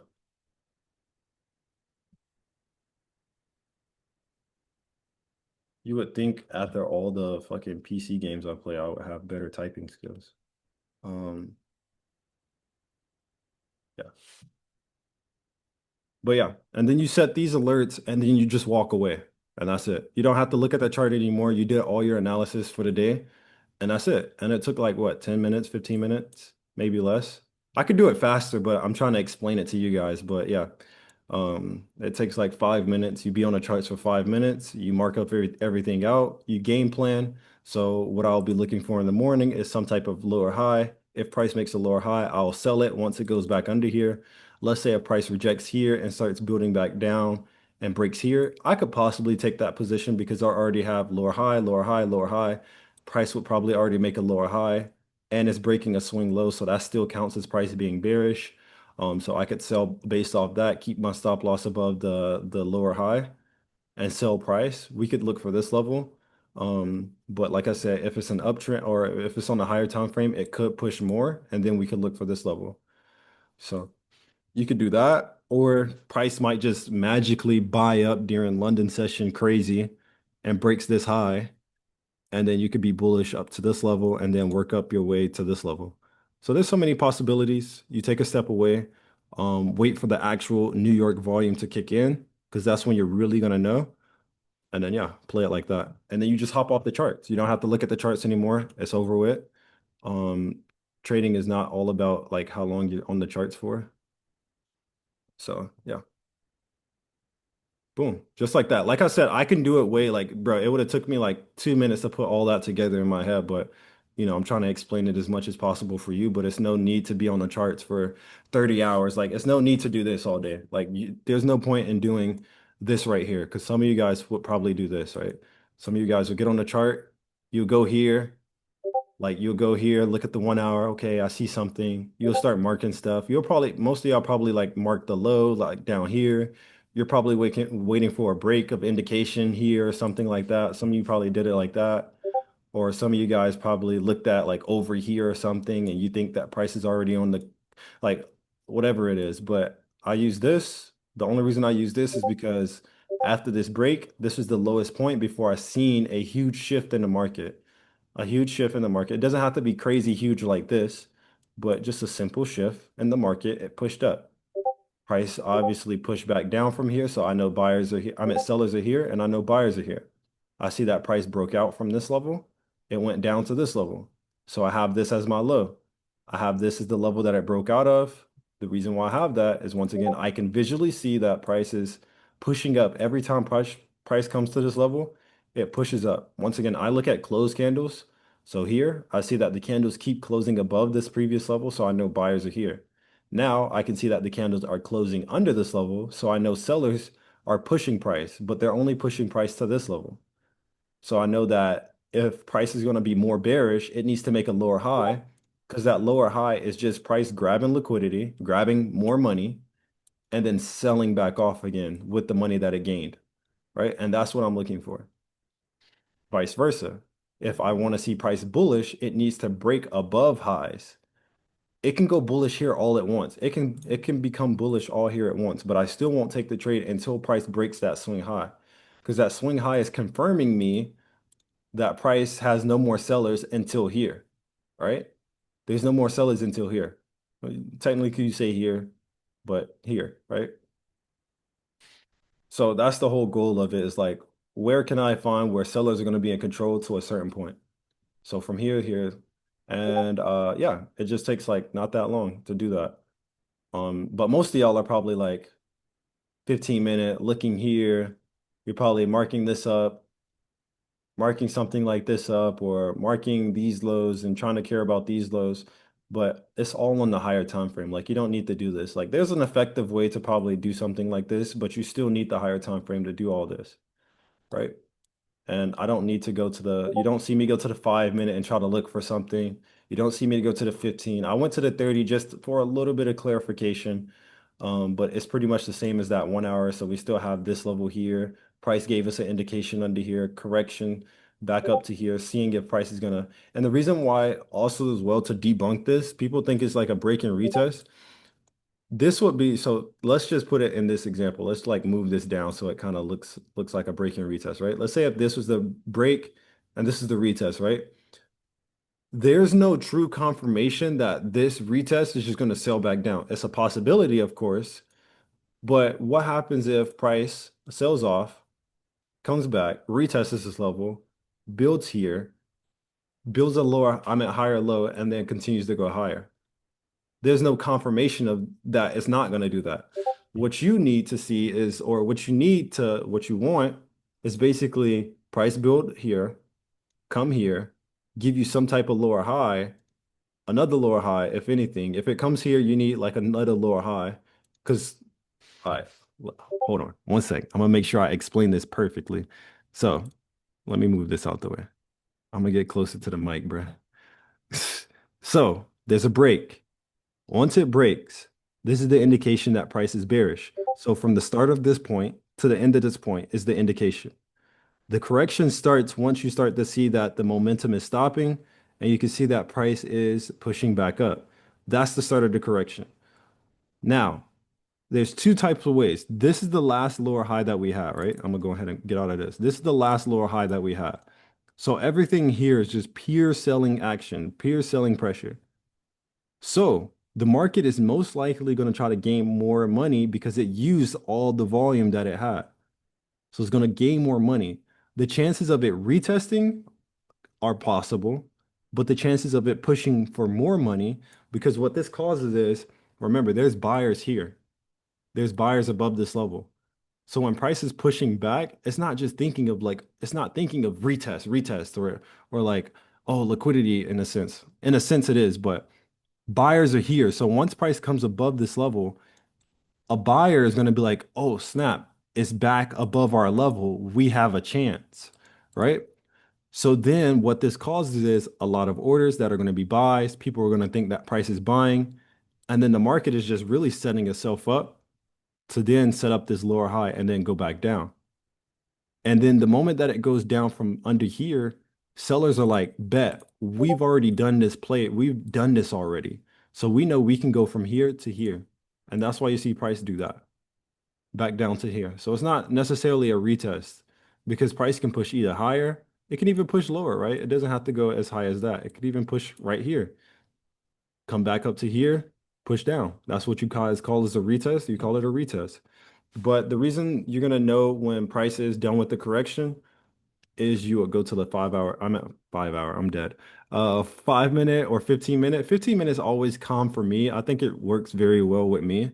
But you would look here on the 15-minute time frame, and you would basically be looking for the same thing you look for on the higher time frame.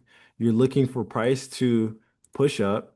Right now, it looks like it's creating a higher low, and then it's going to push up. Let's say if it does create this higher low, that means it's going to try to push higher. Once it pushes higher, it's going to get to a point where price fails to go any higher, and then it breaks that level again. So it breaks so it's going to look like this. It's going to be 15-minute. It's correcting. It stops. Doesn't mean you sell instantly once it does this, but you're going to see a stop, and then you're going to see a break. This break, you want this to basically align with this 1 hour time frame or this higher time frame level. So this level here, once again, go back to the 1 hour. That same level that we broke, you want this to align with that. So you want this to basically align with that. And once it breaks, the 15-minute is bearish. We see here. Under this level, we know price is bearish.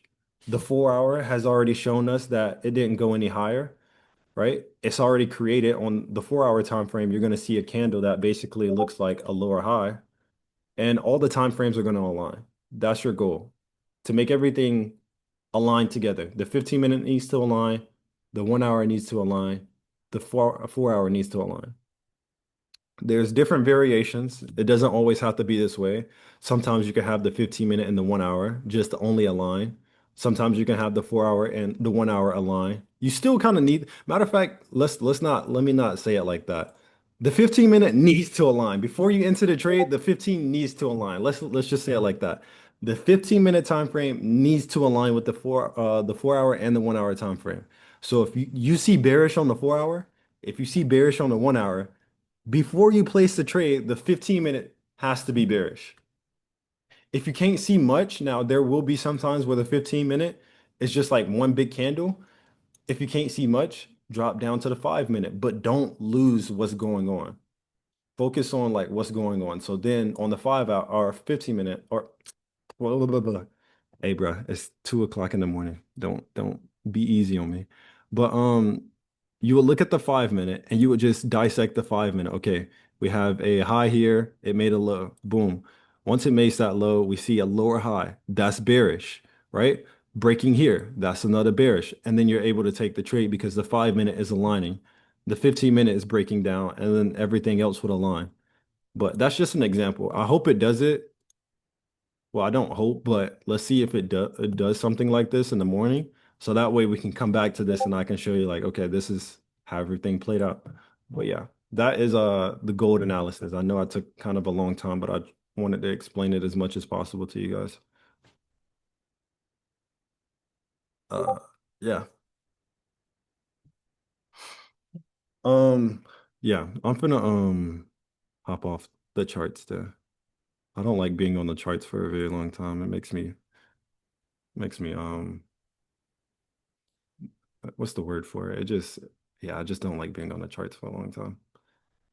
PTSD? Nah, not anxious. It's just like I don't really like being on the charts for. I was talking to my friend about this. They don't trade, but I was talking to him about this, and they was like, yeah, how long do you be on the charts? I'd be like 5 minutes, like overstimulated. Yeah, that's the word. Like I just really don't like being on the charts and like the perception of, oh, if I'm on the charts for 10 hours, I'm gonna be the best trader is very, very wrong. Um, yeah, and the most money is always made from swing trading and intraday trading. So day to day, like every day or so, 2 days, like 2 days of holding, 3 days of holding and more. You make the most money that way and it's stress free. I always try to encourage people to kind of move over into that side because it becomes too much trying to trade every single day and try to make a little bit of profits when you can kind of take one trend. So if price goes on this trend, right? I'm gonna go back. If price goes up on this downtrend or it goes down on this downtrend, right? We can kind of utilize that until it stops, right? There's so many points in this market where price, if it was selling down, it would probably go to. So like we can have an analysis of it if it going down to here. We can have an analysis of it going down to here. And we can hold this the whole time that price is on the downtrend.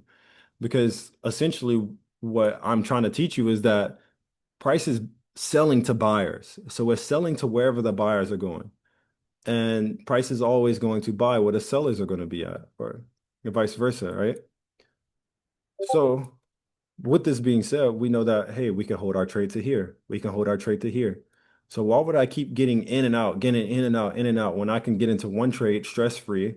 If it gets to here, I take some partials. If it gets to here, I can close my trade, take partials, and hope for more. Daily time frame, right? Let's say if this was that, right? The daily time frame right now doesn't look like that. But let's say if this does become bearish, right? Boom, you'll see a candle, red candle going down.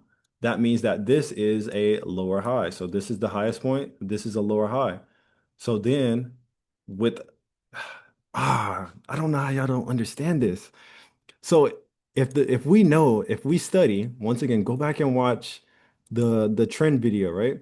Whenever price makes a lower high, it's looking to make a lower low. Like that's his mission to do. The only thing stopping it is the market itself and the buyers sitting here. If the buyers are just so strong, then the market is going to stop here. But when price makes this lower high, its next mission is to make that lower low. Like it wants to make a lower low. The only thing stopping it is price, the market itself saying, hey, no, we're not letting you go any lower than this. We have a lot of buyers here, right? That's the only thing stopping it. So it's looking to make that. So if we take this and we put it over here and we're like, okay, price has the highest point. We've seen that it came down. It tried to buy up because of this. It tried to buy up above this level. It failed to do so. That's okay. Sometimes price is not always going to do the same thing, right? But in this scenario, we noticed that. Okay, boom, let's get out of our buy trades because it's not buying anymore. It's showing us that, right? So boom, once it does that, price makes a lower high. This lower high is lower than this one. That's what makes it a lower high. This high right here is lower than this one, lower high. So the fact that price made a lower high tells me that price doesn't want to go up. The market is telling price, hey, you cannot go any higher than this. So now with that being said, price's main mission now is to go down because it can't go any higher. It's kind of like a fucking rebellion kid. Like if you tell it no, it's gonna do everything in its power to piss you off and do everything else. Like if it wants to do something, it's like rebellious. So price wants to move up. So the market is not letting price move up. So it's gonna be like, I bet since you don't want me to go up, I'm gonna go down. So now its main objective is to make that lower low. So the fact that people take trades in and out, in and out, in and out, when you can just hold this one trade, because just because it gets to this level, just because it gets to this level doesn't mean it's going to stop. It can have a possibility of making that lower low. And now you're in that trade. And then you know what this becomes? Price is a new low. New low. What does that mean? An indication. So now price is indicating that under this level, it's going to be bearish. It's going to be on a downtrend. And what that also indicates is this is a daily uptrend, or I mean, this is a daily downtrend, sorry.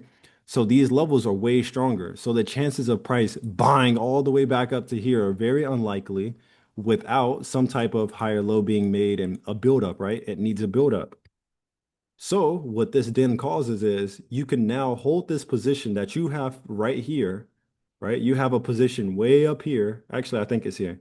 No, wait. Yeah, it's here. It's here. Way up here, you have a position way up here. The chances of price, the probability of price coming all the way up is very slim.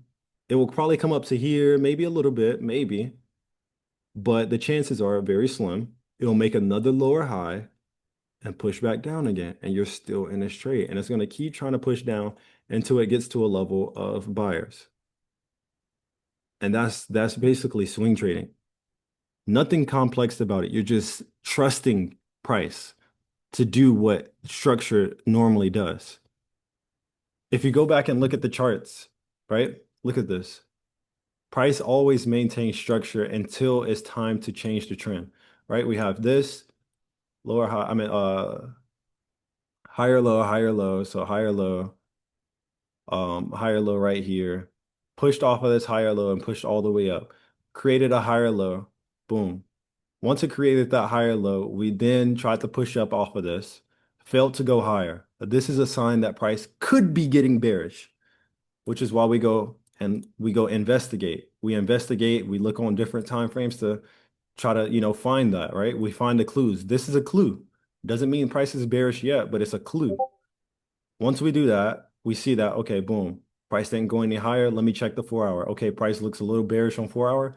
Let me keep track of it. You could possibly get a position once price becomes bearish. So like I said, with all the analysis that we had earlier, we would look for price to make that lower high. So we will look for price to make that lower high. Once it makes the lower high, we'll sell price based off that. And as price is going down, we can keep scaling out to kind of help us stay confident. Okay, we already know that price on the 4 hour has created that lower high, it's coming down. Once price break here, we know that we can hold for more, add more, whatever our case might be. But yeah, that's basically how it's gonna work, how trends are gonna work. And if it doesn't sell, it's gonna look to buy, which then comes in your favor too as well, because we can get rid of all this. And what we can tell ourselves is, okay, price here failed to make a high, but it didn't break a low either on this daily time frame. All right, let's go check it out. 4 hour time frame. What could be bullish here? Can't really see much. Let me see if I can go to a 1 hour time frame and see a little bit more. And we're basically what I'm looking for. So when I say see a little bit more or like see less or whatever I'm trying to look for, I'm normally looking for, okay, where are the swing highs? Where are the swing lows? Right? And if you need help with that, you could do pivot points high and low. So this is basically going to tell you like the highs and lows. And once again, I mark body candles. So it's going to mark the wicks, but I would mark the body candles. So I would mark like right here. For me, that would be a body candle. Anything above this level doesn't mean that it's strictly bullish. So just because it's above this level, it doesn't mean I buy. But what does is this swing high right here. Now it's not going to mark everything because I think you got to have it lower. I think you got to have it on like 5, but I'm not going to confuse you guys. I just kind of learn by visual cues and looking at it. But if you put it on 5, it kind of marks all of them. But yeah, the swing highs that we have here, anything above here would then become bullish. We'll wait for our indication. necessarily don't have to wait for the indication on things like this because you would probably have something like this happen. So you'll probably have, if price was to go bullish, it would go up, try to come down for that lower high, reject, make that higher low, and then push up. It's always good to have that second. That's what, when I say indication and correction, that's just price making a higher low to bounce off of, which then you can use as your stop loss, your level of support, however you want to call it, and then you can buy off of that, right? That's all it is. All the indication and correction is a higher low being made or a lower high being made. So you have the indication, the correction. This is just price making that low, making that high. So on the uptrend, all price is doing is making that high, making that low. That's all you're doing really. Nothing trying to don't confuse yourself. Because a lot of people are looking into deep of the indication and correction. All price is doing is making a high and a swing low. So you can build off of that. The more highs and lows or the more higher lows you have, the better the trend, right? Vice versa. So in this scenario, let's see what price is going to do in the morning. Once again, if you guys need the pivot point thing, just type in this, literally type in this, and then this is sessions. I don't know why this is still here. But yeah, these two, if you really need it. This one tells the when session is open, which it starts at 9:30, but be up by 8 o'clock. So 8 a.m. EST, be up, look at price, see what's going on. You only need 15 minutes on the charts, maybe less. As you start to get better to kind of point out what you're looking for, you get faster and faster. But you shouldn't be on the charts for long. Mark up your charts, put your points, label them. So go here, message, label them. I believe the notification comes to your phone. So if you have it on your phone, notification, you can put it on your email, boom, and yeah, keep it there. I would put this on also every time because if you do it once, it's only going to trigger once and you might miss it if you don't see the notification instantly. So put it on every time so that way every single time that it's on that price, which price is going to fluctuate. So you're going to see price fluctuate here. So it's going to hit your alert a couple times before it makes that push. Y'all know how trading works. So yeah, keep it on that. What else? Uh, yeah, with TradingView, I know some of you guys charts want to look like, or like you want your charts like mine's. So I turn all these off. I keep this on. I really don't need this, but because I only trade gold, but keep this on. This, I turn all this off. I turn everything off because I don't like too much like all this. Yeah, I don't even know what that is. All this off. I got this. This should actually be like on this. For me, 24 hours, you could put this on 12 hours so you can see all the times. If you don't know military time, I got this white grid off because that's annoying.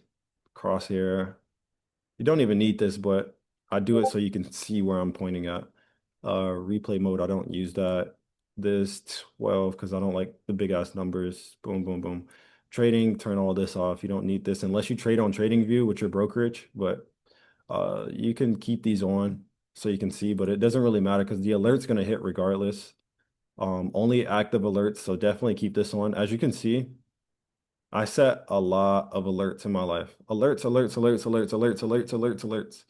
Look, alerts, alerts, alerts, alerts, alerts, alerts. That's all I live by. I live by alerts. I hate being on the chart.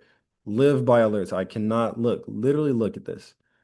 Look, alerts from June. All this is from June last year.